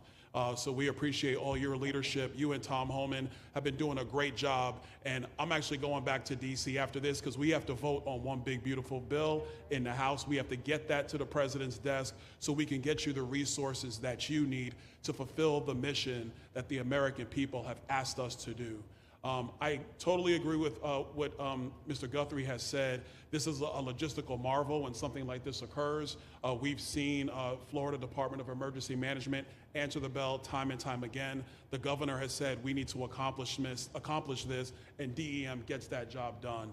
And we had a side conversation about, I know there were some concerns. People were like, well, what happens if a hurricane comes? What happens if this happens? And I looked at Kevin Guthrie and I said, you already have a plan, don't you? And he goes, of course we have a plan. You know that we do. This is what Florida does, Mr. President, and so I want to commend you for your leadership and your vision on this. Governor, thank you for all that you've done with your vision and determination. Secretary Noem, we're going to get the bill done so you get the resources you need. See you, sir. Thank you very much. Oh, thank you. Wow. Thank you. You know, I'm waiting, listening to these wonderful words, and they are music to my ears, but I was also wondering how we're doing, because I know this is prime time. It shows that I care about you because I'm here and I probably should be there, but we do care. Thank you very much. James, please. We're all happy now, James. Yeah. Well, I can speak on behalf of all of our sheriffs, state law enforcement, our police chiefs. We are going to continue to make arrests. So you just heard President Trump's live reaction to the news that the spending bill, the tax bill, the so-called big, beautiful bill just passed in the Senate.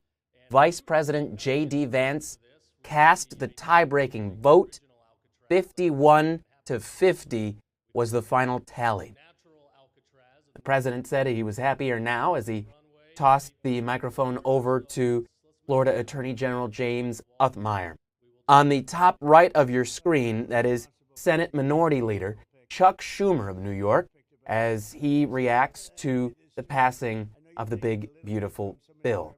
But let's go ahead, still listen in to the roundtable happening in Ochope, Florida. That was a big choice. Thank you very much. Great job, James. Thank you. You want to finish over here, and then we'll go over here. We'll go back and celebrate the big, beautiful bill that you just got passed. You sure that's right? Right, Brian? Yeah, all right. Wow, good. He's doing a good job. Right. Wow. Mr. President, first of all, I just want to say how grateful we are that you're back here in your home state of Florida. You've been doing an amazing job, not only at our border, but around the world, keeping this country safe and Americans. We are grateful for your leadership. God had a plan for us, and it was Donald Trump. So thank you for that. As a member of the Immigration Board and as the Commissioner of Agriculture of this state, I've been happy to help lead with the governor and the rest of the cabinet on this issue. We're very proud Secretary Noem's here today and others to represent not only the United States in our efforts to make this commitment to keep our citizens safe, but we're going to continue in Florida to remove the barriers to have your vision come true of a safe United States. We're going to get these illegal criminals out of this state, and we really appreciate you and your leadership in this effort. So thank you for being here today. Thank you very much. You're doing a great job, too. Thank you. Thank you, Mr. President. Joe Gruters, State Senator. I'm a member of your Homeland Security Advisory Council, your Vice Chairman. Thank you for that appointment. And thank you for coming back to Florida and everything that you do. Every single day you are delivering on the promises that you promised to us at all of the events you've done throughout the years, but specifically this last campaign. You deserve all the credit for everything, and you are surrounding yourself with incredible people like Secretary Noem, Stephen Miller, and just like your big, beautiful bill here in Florida, there was a lot of commotion about our immigration bill. And we had 3 B's in that: beds, badges, and bad guys. And this goes right along with our beds and the resources. And I give the governor, Ron DeSantis, a lot of credit for stepping up and making sure that we all work together, because at the end of the day, even if sometimes there are skirmishes, as a result of the back and forth, we ended up with a better bill, and we all win. And what we're doing here in Florida hopefully will happen all across the country. You've done, your leadership is amazing. Keep up the great work, and just know that Florida loves President Donald J. Trump. Thank you very much, Joe. Appreciate it for a long time. Appreciate it. By the way, Okeechobee is something that we did together also, and that was a lot of money spent. I hope it was well spent. I know we did a Rolls-Royce job, but it's a lot of money that we spent out there together. And how is it going? You can delegate that to us, because we move faster than the Army Corps. Good. So we will finish that reservoir. Good. If you delegate it to us, I'll get it done and much quicker. Oh, I would do that. Yeah. I'll tell you. Let me ask myself permission. Permission granted. Go ahead, get the thing, get it complete. You want to do that? All right, we're gonna go talk to the Army Corps Yeah. then after this. Good. You can move faster, actually. Please. Thank you. No, sir, just first on behalf of the men and women of ICE, we just want to thank you for allowing us to do our job again. You know, your vision and under Secretary Noem's leadership, this is what the American people want. And I hope that you see great results of what we're doing out there every day of getting the worst of the worst out of our communities. Because of you and Secretary Noem, I have the privilege to lead one of the most premier and the finest law enforcement agencies that we do have in the United States. And the men and women of HSI and ERO Miami do incredible work like you highlighted. And with the governor in the state of Florida, the partnership in Florida has been amazing. The 287G program is only going to help us to identify all those known gotaways and get the worst of the worst out of the neighborhoods. And through our Homeland Security Task Force, we are going to make America safe again. So thank you very much to both you and the Secretary. Thank you, Todd. Great job. Really great job you're doing. Thank you. Please. Good morning, Mr. President. Thank you so much for coming. Again, as Garrett Ripp, I'm the Field Office Director for ICRO here for the Miami Field Office. Incredible collaborative work we've been doing together, working with the state, working with our local partners. And again, just the 287G is going to open up that aperture and allow us to get those bad hombres off the street and get them into this facility. And we're looking forward to it. And again, just appreciate all your support. Thank you. Always thank you. You've always been so great. Thank you very much. Please. Good afternoon, Mr. President. On behalf of Air Marine Operations, my name is Andres Blanco. I'm the Executive Director for Southeast Region. AMO continues to execute and support your executive orders. Air Marine Operations brings a unique capability both in the air and the maritime domains. And in partnership with our Border Patrol, OFO officers, and ERO, we continue to conduct effective operations both interior, along the border, and along the maritime approaches. Thank you very much. Good job. Good afternoon, Mr. President. Jose Figueroa. I am the Acting Special Agent in charge for Homeland Security Investigations here in South Florida, and our office covers from Key West to Fort Pierce. Tremendous collaboration here with the state and our federal partners. HSI is conducting criminal investigations into TDA, MS-13s that are involved in human smuggling, sex trafficking of minors, and we will continue that effort with your support. Governor DeSantis, thank you very much for this facility. Looking forward to continue the great work. Thank you. Thank you very much. Steve, would you like to say something? Our star. Thank you, Mr. President. I just want to say on a personal note, getting to watch what you've done over the last 5 months to deliver on a 50-year hope and dream of the American people to secure the border. When President Trump came into office on January 20th, the United States had endured the largest wave of illegal immigration in human history. not just American history, human history. And within just a few days, President Trump, through his strength, leadership, diplomacy, and vision, achieved the most secure border anyone in the world has ever seen. When we recently went overseas to the NATO summit, I had senior staff in foreign governments come up to me and ask me how he achieved the Trump miracle on his border and could that be replicated in their countries. For individuals who don't work in this space, to have 0 successful illegal entries in an entire month should be an impossible achievement. There's a 2,000-mile border with one of the poorest countries in the world, and you have open travel from 150 countries into Central America and South America. There are 2 billion people in the world that would economically benefit from illegally coming to the United States. And through the deployment of the military, through the deployment of novel legal and diplomatic tools, through the building of physical infrastructure, through the empowering of ICE and Border Patrol and the entire federal law enforcement apparatus, President Trump achieved absolute border security. And now, once this legislation is passed, he will be able to make that with those resources permanent. Watching what you've done, sir, has been one of the honors of a lifetime. I'm proud to be able to play any role in it. And what President Trump is going to achieve next with the resources in this bill will make America safer, stronger, freer, more sovereign, and more prosperous than it has ever been before. Thank you, sir. Thank you, Steve. Oh. Thank you. And the bill is going to be great for Ron. It's going to be great for Florida, too. A lot of set-asides for Florida, some of the things that you wanted to do. And so it's great news to hear that it was approved. Do you want to take a few questions, Ron? We'll take a few questions from these. Yeah, please, go ahead. Yeah. Thank you, Mr. President. Given the likelihood of the One Big Beautiful Bill passing, and we look forward to the success of this facility here, how many more facilities like this do you feel that the country needs in order to enact your agenda of mass deportations? Well, I think we'd like to see them in many states, really, many states. This one, I know Ron's doing a second one, at least a second one, and probably a couple of more. And, you know, at some point, they might morph into a system where you're going to keep it for a long time. You know, it's not that far away from jails that take years to build, and money is spent and wasted. And, you know, like the railway that they have in California that costs like 40 times more than it was supposed to cost. The same things happens with prisons. You look at this in a short period of time, Ron, James, and some of the people that really worked on it along with our people, they did this in less than a week. And you look at it, it's incredible. The incredible thing is picking the site, because the site was one of the most natural sites. It might be as good as the real Alcatraz site. You know, it could be. Well, that's a spooky one too, isn't it? That's a tough site. But so I think it could last as long as they want to have it. I mean, you may morph this into, you know, your prison system, frankly, which I know you always need, unfortunately.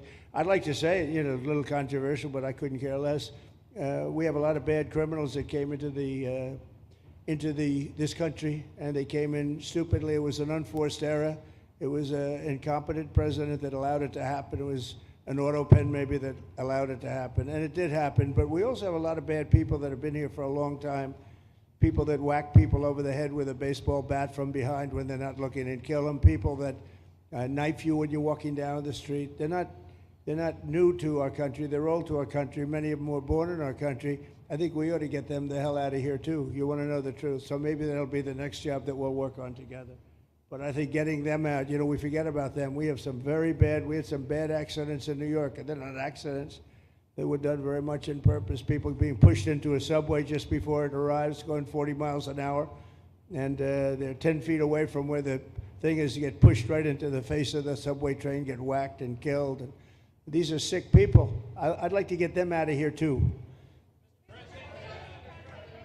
Yeah, please, go ahead. White shirt, glasses. Julio Rosas, Blaze Media, sir. A couple months ago, I ran into former DHS Secretary Mayorkas, and I asked him a couple questions about his disastrous handling of the border. He didn't like my questions. But the number one question that I heard from people in responding to my video was, why hasn't he been arrested yet?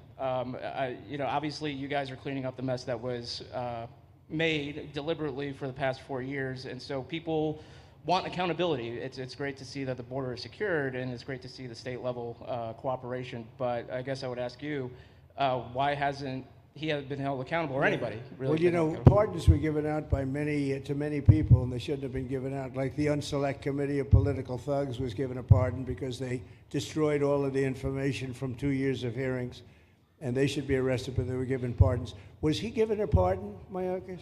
Was he not? I don't believe so. Well, sir. I take a look at that one because what he did is it's beyond incompetence. Something had to be done. Now, with that being said, he took orders from other people, and he was really doing the orders. And you could say he was very loyal to them because it must have been very hard for him to stand up and sit up and talk about what he allowed to happen to this country, and be serious about it.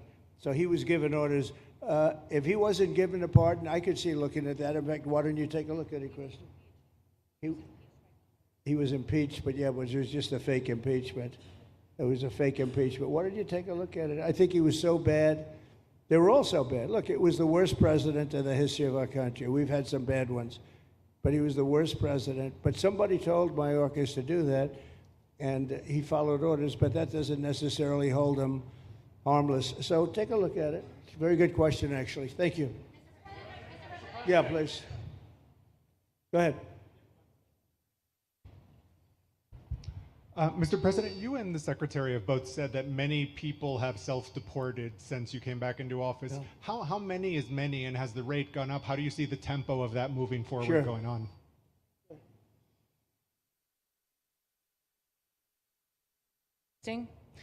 We have had several 100,000, but also we have many that have self-deported not even using the CBP Home app. When I have gone to these other countries to negotiate security agreements and information sharing on criminals, who's coming and going into their countries, they report that hundreds of thousands have come home that weren't on our radar, that they are coming home on their own and self-deporting because they want the chance to be able to go back to America someday. So we believe it's over 1 million, possibly more than that. I'm asking all of those countries for their information on what they have of individuals that may have returned home, that they have taking advantage of their programs to help them become a part of their civilization again too. So we know it's over 1 million, but we have to, I'm getting more information and that number will grow. If they don't leave, they never get the chance to come back. If we have to take them out, and we will, they'll go out, but they never get a chance to come back. The other way, we actually make it a little bit easier for them to come back. Okay, thank you, good question. Thank you.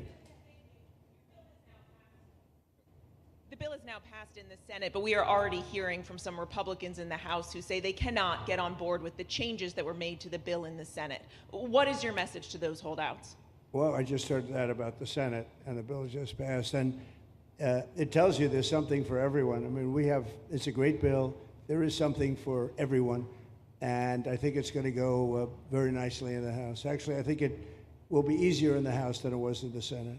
And just to be clear, on the Medicaid cuts, you've promised not to cut Medicaid, said this is all just targeting waste, fraud, and abuse. Are you saying that the estimated 11.8 million people who could lose their health coverage, that is all waste, fraud, and abuse? No, I'm not saying that. I'm saying it's going to be a very much smaller number than that, and that number will be waste, fraud, and abuse. And if you look, they took a much more liberal stance on the Medicaid situation than they could have. They had a tough stance and a weak stance. They took not a very strong stance on that to start off, and it's waste, fraud, and abuse, and everybody wants that covered. What number is that? What analysis are you seeing? I'm not seeing a number, but I know it's much less than the number you gave, and we really were very, very cognizant of three things. Social Security, we're going to take care of it beautifully. Medicare and Medicaid, and we are going to save it, whereas the Democrats are going to, you won't have it. They will destroy Medicare and Medicaid, and they have to because their numbers don't work. So it's not going to happen. They're the ones that have destroyed Medicare. They have made it so bad already, they're going to make it a lot worse. But now we'll be in charge, so we're going to have no problem with Medicaid or Medicare or Social Security. Thank you. Yeah. Claire Gall with Wink News in Fort Myers. What is your direction to ICE when it comes to arresting farm workers here illegally, other workers in industries that are pretty critical to Florida's economy? Yeah. Well, we're very much cognizant of that, and as you know, I won the farmers by 92%, and I'm not going to be abandoning my farmers. We were strong on the borders, but we're also strong for the farmers and for others in the hotel industry, et cetera. You know, we have similar situations. And Kristi and I, and we'll be working with Ron and a lot of the states. We're going to work something where the farmers can be responsible for some of the people that have, and they have people run for 10, 15 years that they know very well. We're going to put them responsible and we're going to issue a form of a card or document, and the farmer's going to be responsible for these people. They're not going to have citizenship, but they'll be working, they'll be paying taxes. We need to get our farmers the people they need, otherwise our farmers aren't going to be able to do their land. You know, it was tried once before, many, many years ago, where there was a very strong guy, and he got everybody out, and every farm almost in the country, but every farm in California, every farm in Iowa, almost all the farms went bankrupt. They had nobody to work, and we don't want to have that situation. So we're going to work it. We're going to put our farmers and others in charge of the people that they have under them. They know the people, and I think it's going to work out really well. We're going to take care of our farmer, but we're going to get the criminals out, okay? Yeah, go ahead, please. Thank you. Mr. President, how do you respond to critics who fear that a 3,000-bed detention center and the waste that that could produce will pollute the surrounding federal protected land, including land that both administrations have invested billions of dollars in restoring? Well, I was one of those that invested billions of dollars and hundreds of millions of dollars right here in the Meadowlands, but in the Everglades, and the Meadowlands too in New York. If you look at what we did up there, speaking of the Meadowlands, a lot of places like this, but this is a very unique one. One thing I'll say about this land, we'll be gone 1,000,000 years and this land is still going to be here. It's not going to be much different. You'll have the water moccasins, you'll have the alligators. You may not have people, but you're going to have all those animals. They're going to be around, and you got plenty of them out here. I think it was a brilliant choice, and I think almost anybody in his or her right mind would say this was a brilliant choice. I give the governor a lot of credit for using this piece of land. And in addition to that, it's on top of something that was already developed. It's an airport. You know, you have the runways, you have so it's already been developed. So it's not like you're dropping dirt right into the thing. There was zero movement of that. That was done many years ago because the airport's very old, but it was an abandoned railroad, an abandoned airport. And frankly, it's like perfect. And you can do expansion on this site substantially without doing anything. So the people, I heard them complaining about the Everglades. There's no, I don't think you've done anything to the Everglades. I think you're just enhancing it. This was already here. How long has the airport been here? Decades.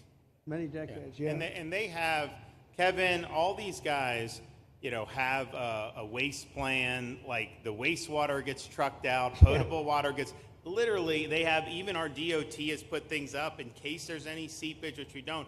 So you are literally doing this on concrete that's already here.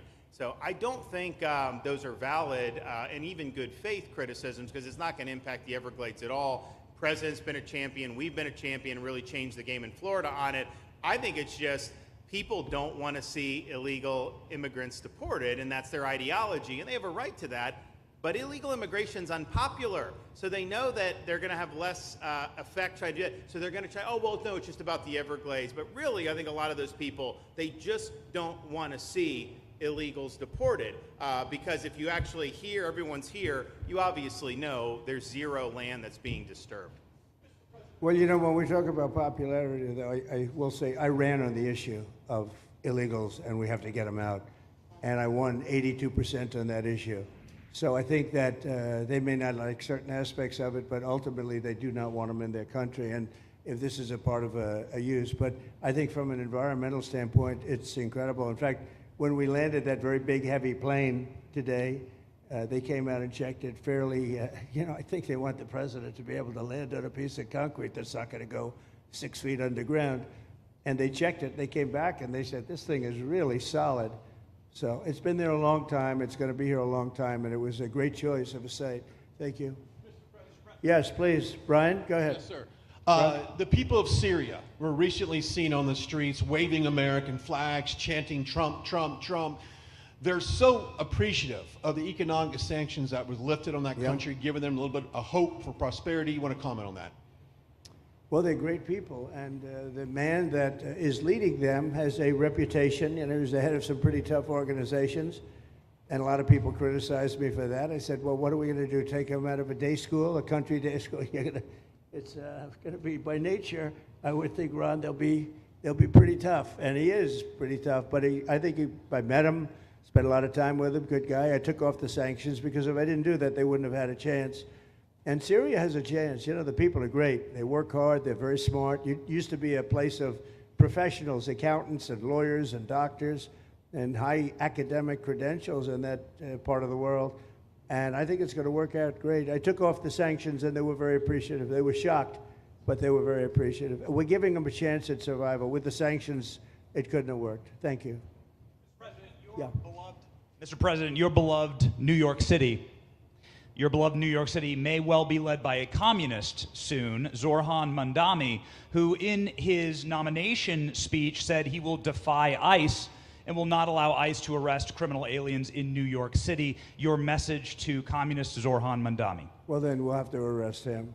Look, we don't need a communist in this country, but if we have one, I'm going to be watching over him very carefully on behalf of the nation. We send him money. We send him all the things that he needs to run a government. And by the way, they get about 3 times what you get, Ron.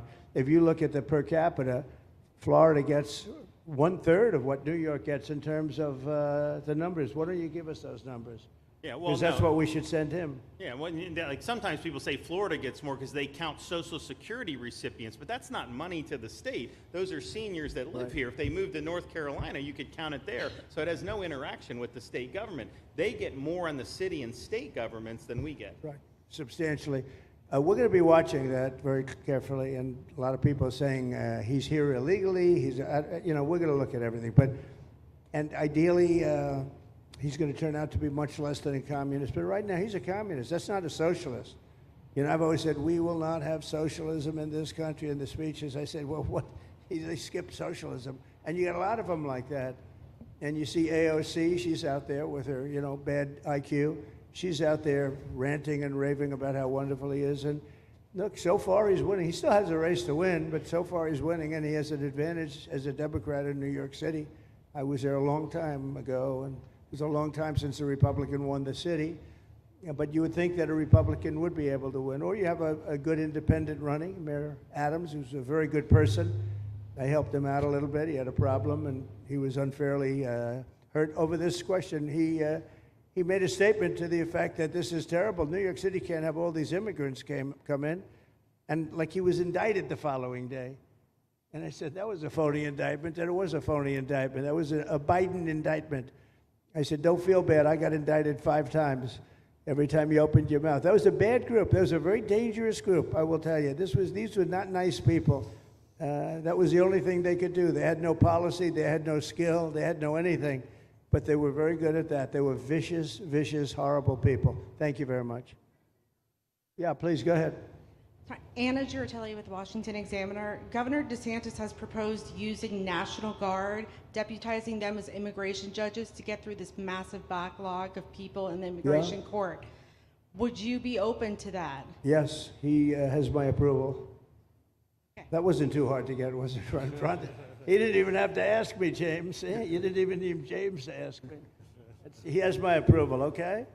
Good. I also like what he's doing in Okeechobee. He has my approval for that. I don't know how we work that out, but we'll work it out. We'll follow up. Go ahead. Please. President Trump, Jake Stofan with Action News Jax from up in Jacksonville. There's some talk about a facility similar to this up in Camp Blanding. Has that been approved by DHS? If not, what's the timeline? When could we see ground break on that? Well, I'll ask Ron or James to talk about it. Do you want to mention it, James? The overarching plan, I think the secretary has said she supports the whole plan, so you guys are going to keep going. Yeah? So, Mr. President, just specifically, the response for proposals is out for that today. It closes, I can't even remember what day of the week it is, but it closes on Wednesday at 5 o'clock. Then we will do notice to proceed. So I would say right after our wonderful Independence Day, we will be starting construction there at that facility. You're going to have another big runway there, too. That's great. Wow. Well, I love these runways. It's very convenient, I must say. Having a runway is a nice thing. Today, you don't get runways approved. I will tell you, it's tough to get a runway. Although in the age of Trump, you get them approved fast.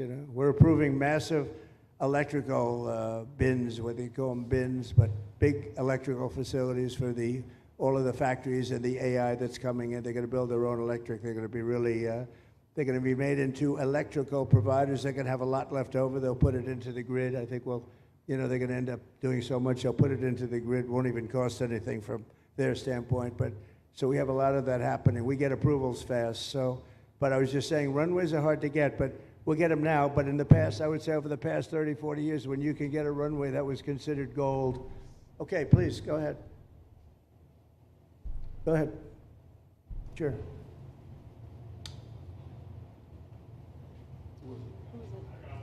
Okay, go ahead.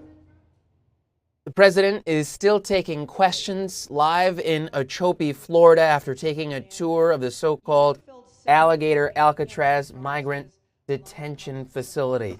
Now, some of the facts that are on a board behind the president were that it was built in 8 days, 200-plus security cameras, 28,000 square feet of barbed wire, and 400-plus security personnel, surrounded by 10 miles of Everglades on all sides. And you just heard plans for a second facility in this state with construction slated to begin shortly after the July 4th holiday at Camp Blanding, that is in northeast Florida, that is southwest of Jacksonville. We're going to stay with this roundtable through its conclusion as the president then is slated to leave and go back to Washington. We're running a little behind schedule in terms of the itinerary that we were given, but we will stay with this on Fox Local and on YouTube. It was an honor, but every leader said that a year ago this country was dead. They had no confidence in the United. They really felt it was a dead country, and it was some bad things were going to happen. But they used the term, it was a dead country, and now they said you have the hottest country anywhere in the world. We're the hottest country in the world right now. And we turned it around fast. I thought it would take longer than this. We turned it around fast. Some of it was psychology, and we had to know how good we were. But others was getting rid of rules, regulations, and all of the things that I got rid of already. I signed more executive orders than anybody in history, times like 3 or 4. And I got rid of just one. I got rid of the other night. You buy a house, they have a faucet in the house, Joe, and the faucet, the water doesn't come out. They have a restrictor. You can't, in areas where you have so much water, they don't know what to do with it. You have a shower head, the shower doesn't, you think it's not working. It is working. The water's dripping out. And that's no good for me. I like this hair I like that hair nice and wet. Takes you have to stand in the shower for 20 minutes before you get the soap out of your hair. And I put a thing in, and it sounds funny, but it's really not. It's horrible. And when you wash your hands, you turn on the faucet, no water comes out. You're washing, the water barely comes out. This was done by crazy people. And I wrote it all off and got it approved in Congress so that they can't just change it, because I did it in my first term. Everyone was so happy. And then one of the first things that Biden did when he came back is he put the restriction on showers, toilets, and sinks. Put this restriction, and washing machines. Washing machine, they give you like a quarter of this bottle to do your clothing. And people needed 10 of these bottles. And the people came to me from Whirlpool, and they said, we can't make a machine that's competitive. We can't make a machine anymore. It doesn't work. Why?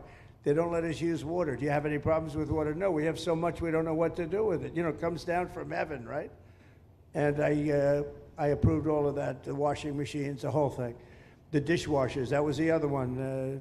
They give you like this much water right up to there to do your dishes. So people, you know what they do? They keep pressing the button. So they end up doing the dishes 10 times. They end up using more water than you would have used if you did it right in the first place. So all of that stuff has been written off. It sounds crazy. It's little things. The straw, I let you go back to a plastic straw. I was tired of having straws melt in my mouth, you know? It wasn't working. The paper wasn't working too well. So these are little things that I did. Then we have the big things. We have the biggest things, and that has to do with some of the subjects we're talking now. I think the things we're talking about now are the biggest, because if you don't have borders in this country, borders and good elections, and we're working on that next. There's some bills coming in that's going to make sure that you're a citizen, that people aren't counted in the voting when, you know, they were here and they're here as illegals and they're criminals in many cases, and they give them a count, and you end up with extra congressmen. We're going to work on that. We're going to straighten that out next. That's going to be easy compared to what we were doing. But we did the big things too.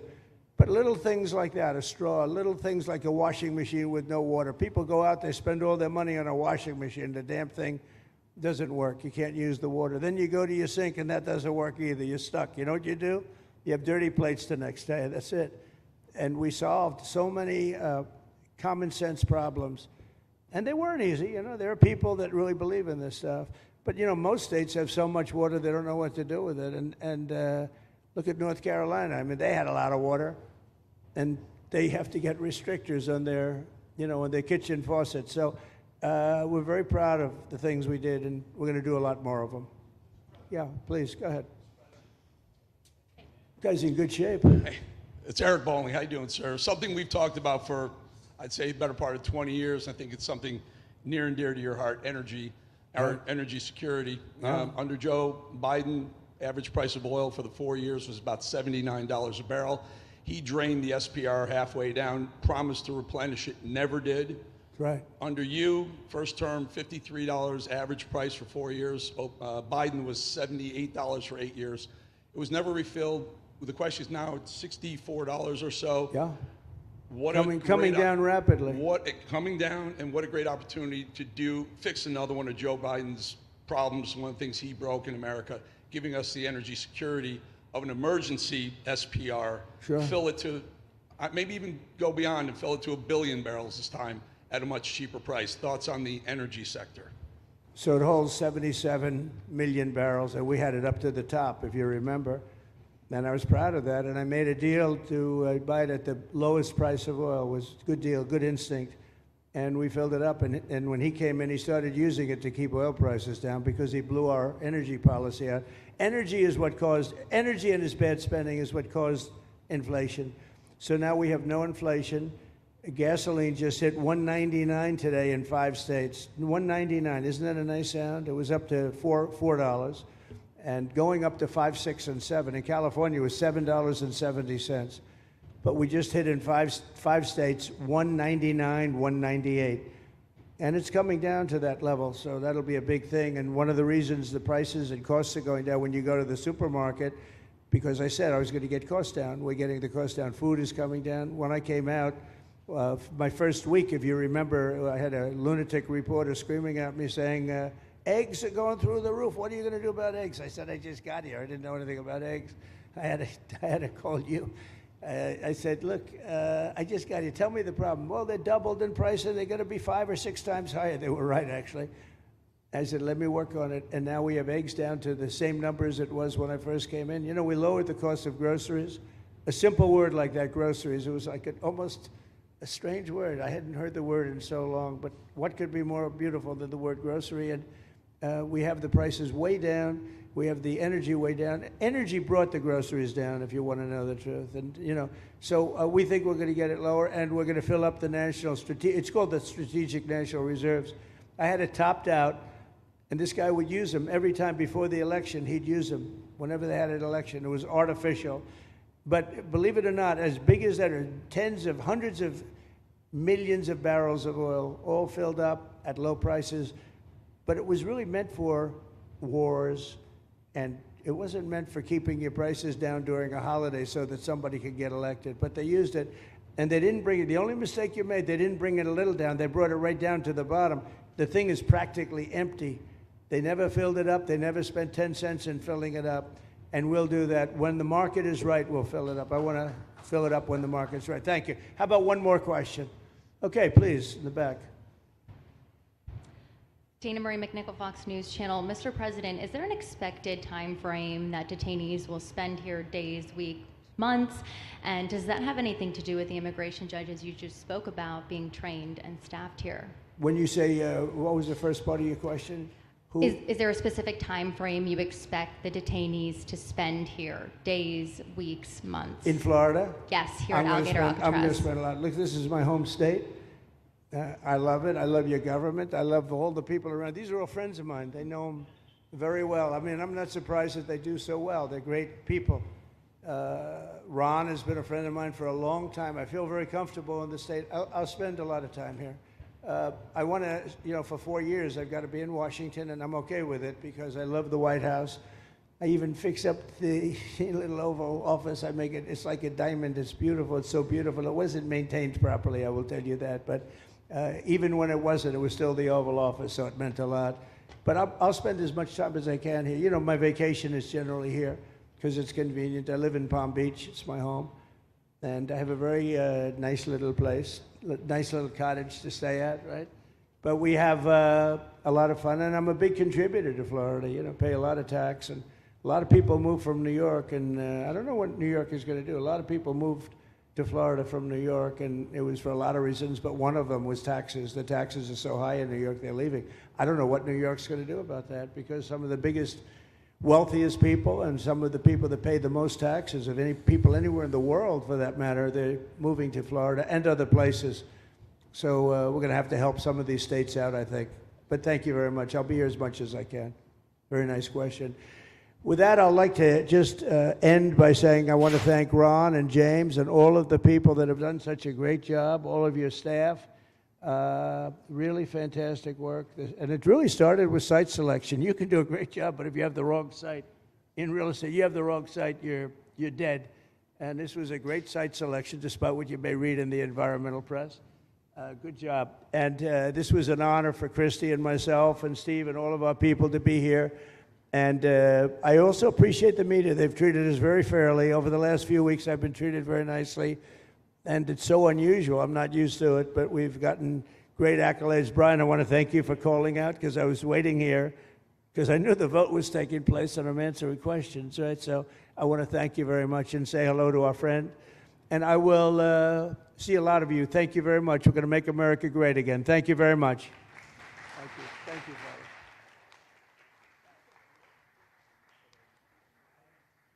President Donald Trump at a roundtable discussion at Alligator Alcatraz, the newest detention facility, immigration detention facility in Florida.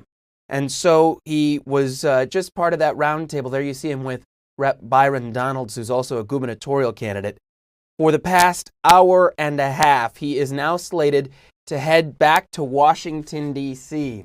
For the president, it has been objectively a banner day for his agenda and his policies. This is the opening of a move toward mass deportations and following through with that policy and with those plans.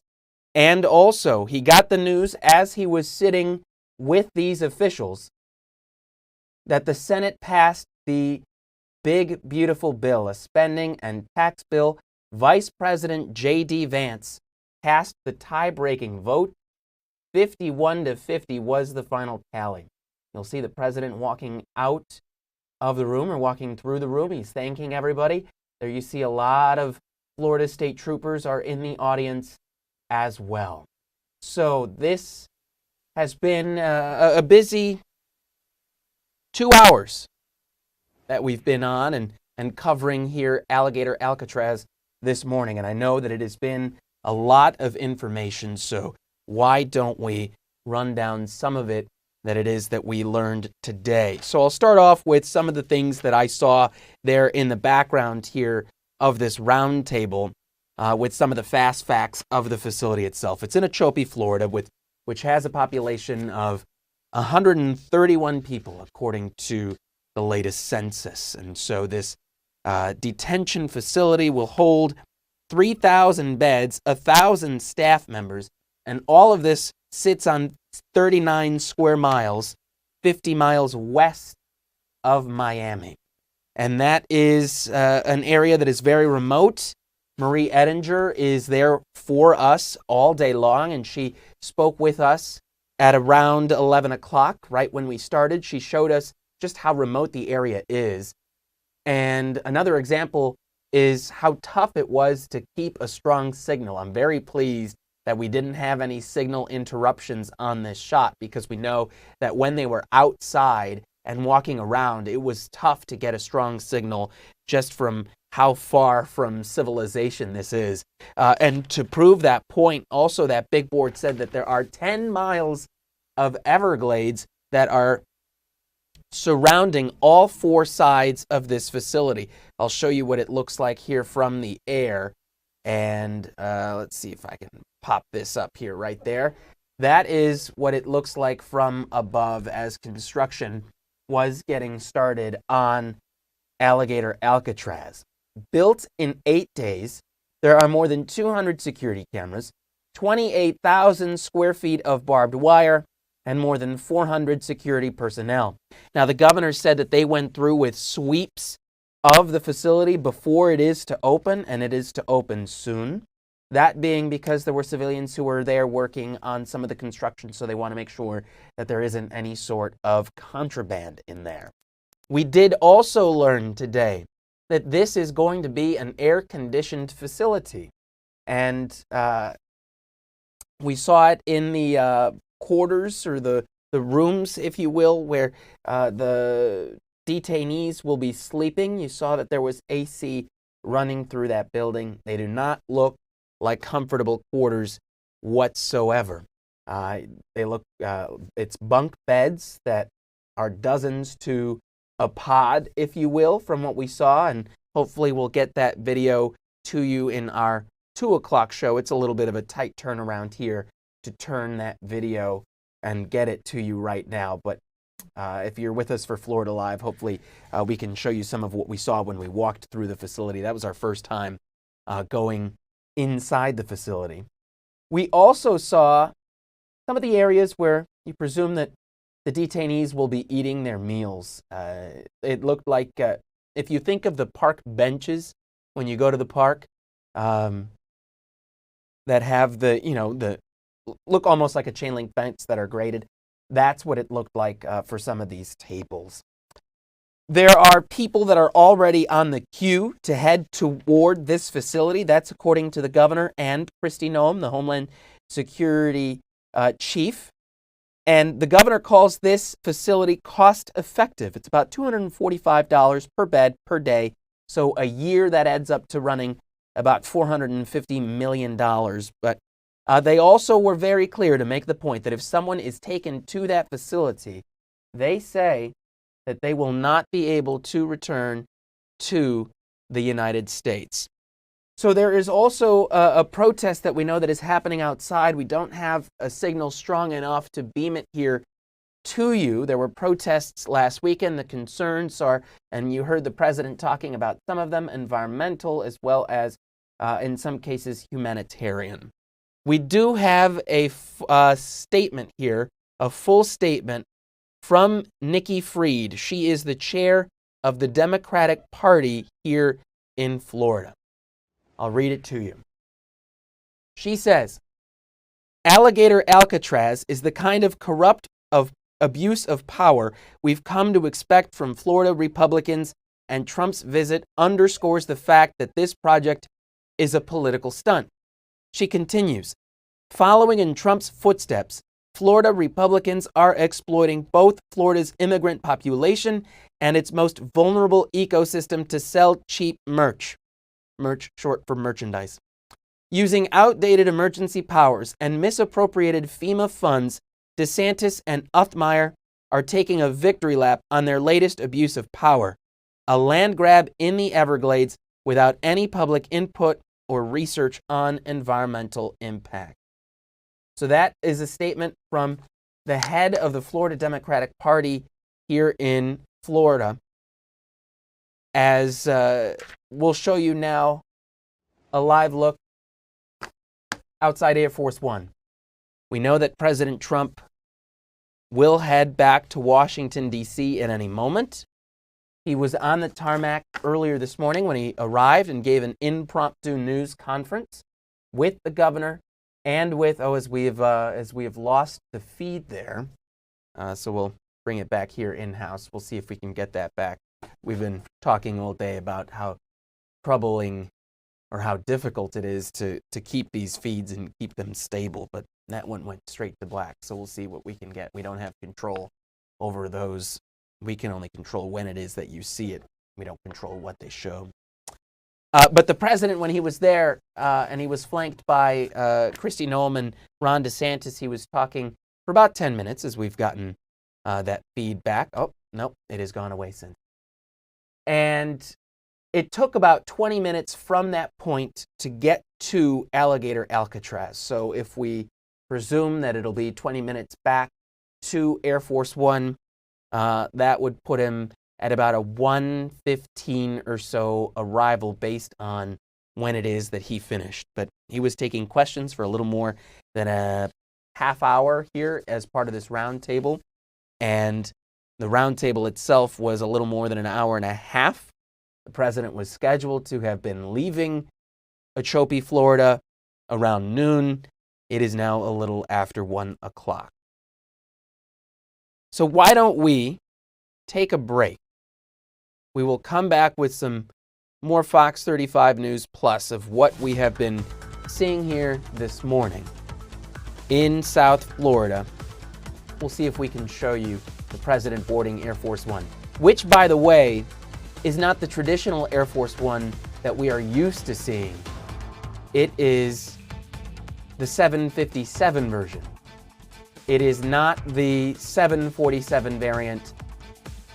The president mentioned that they had to check the runway to see if it could handle a plane of that nature. And so typically that plane is the vice president's. It's normally Air Force Two.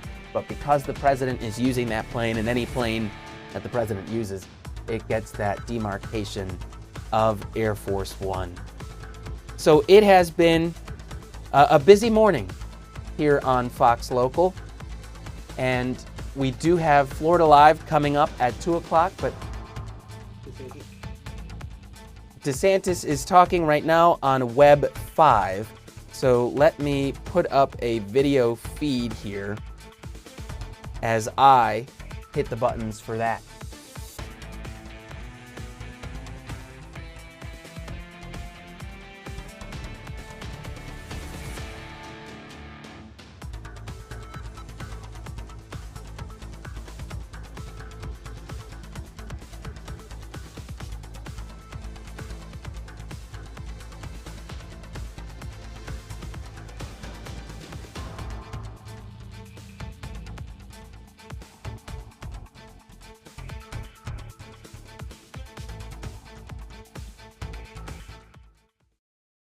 All right, so we did hear that the governor is speaking now with reporters.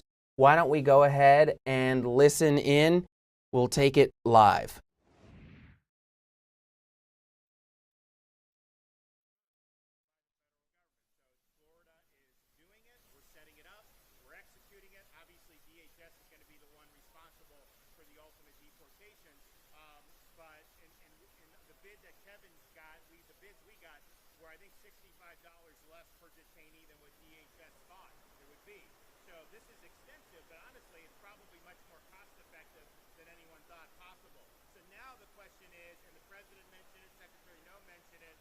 Other states need to step up and be a part of this.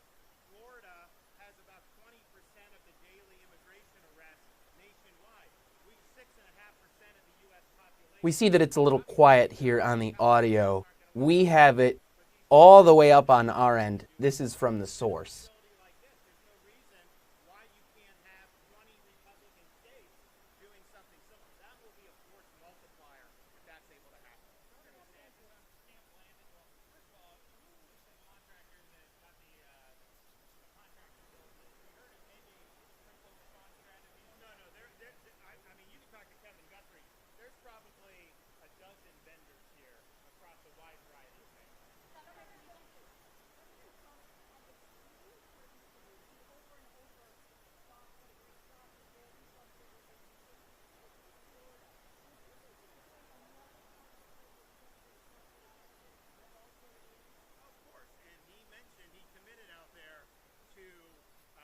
Devolving the Everglades restoration. Because, you know, the Everglades is we do a lot, and I've done more than any governor, but the feds are supposed to do a lot. Now, he did do a lot his first term. Biden, not as much. And so I can build that reservoir south of Lake Okeechobee with state a lot quicker than the Army Corps did. So if they block grant us that money, we'll get the reservoir in the Everglades agricultural area built ahead of schedule. And that'll mean you have more water that can be clean. We've increased the hydrology of the Everglades dramatically since I took office. I mean, it's like 90%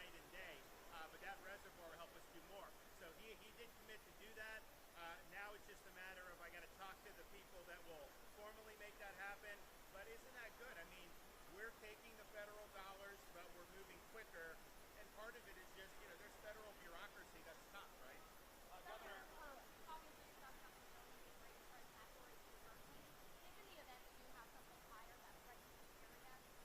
Again, we are aware that it is hard to hear the governor. This is audio from the source. We have it all the way up on our end.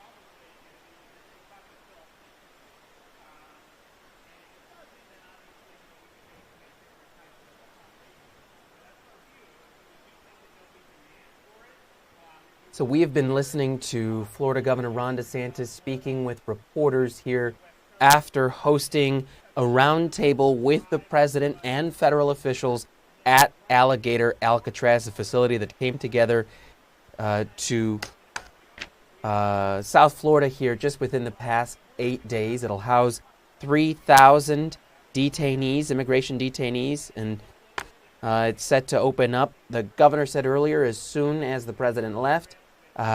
Perhaps it could be tomorrow that they see their first detainee inside. So it has been a busy morning as you've joined us here on Fox Local. And it looks like they're repositioning the camera to get in on the front side of the governor.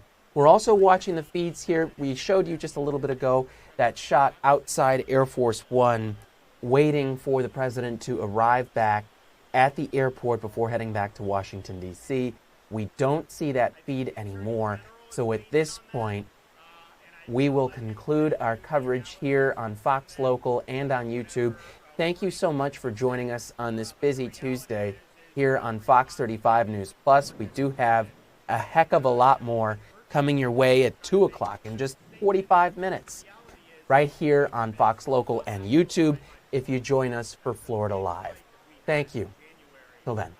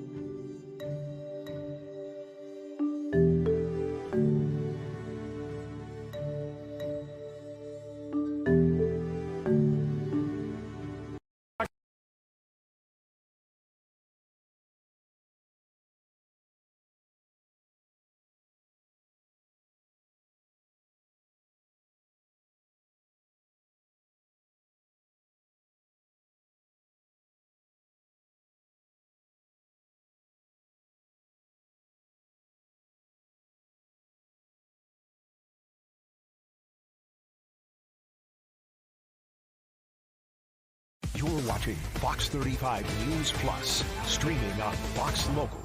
It's the East Coast version, and it should be very exciting, very good. Worked very hard on it with Ron and everybody, and I think it's going to be great. The president this morning on his way Good to morning. Florida, as he is in our state.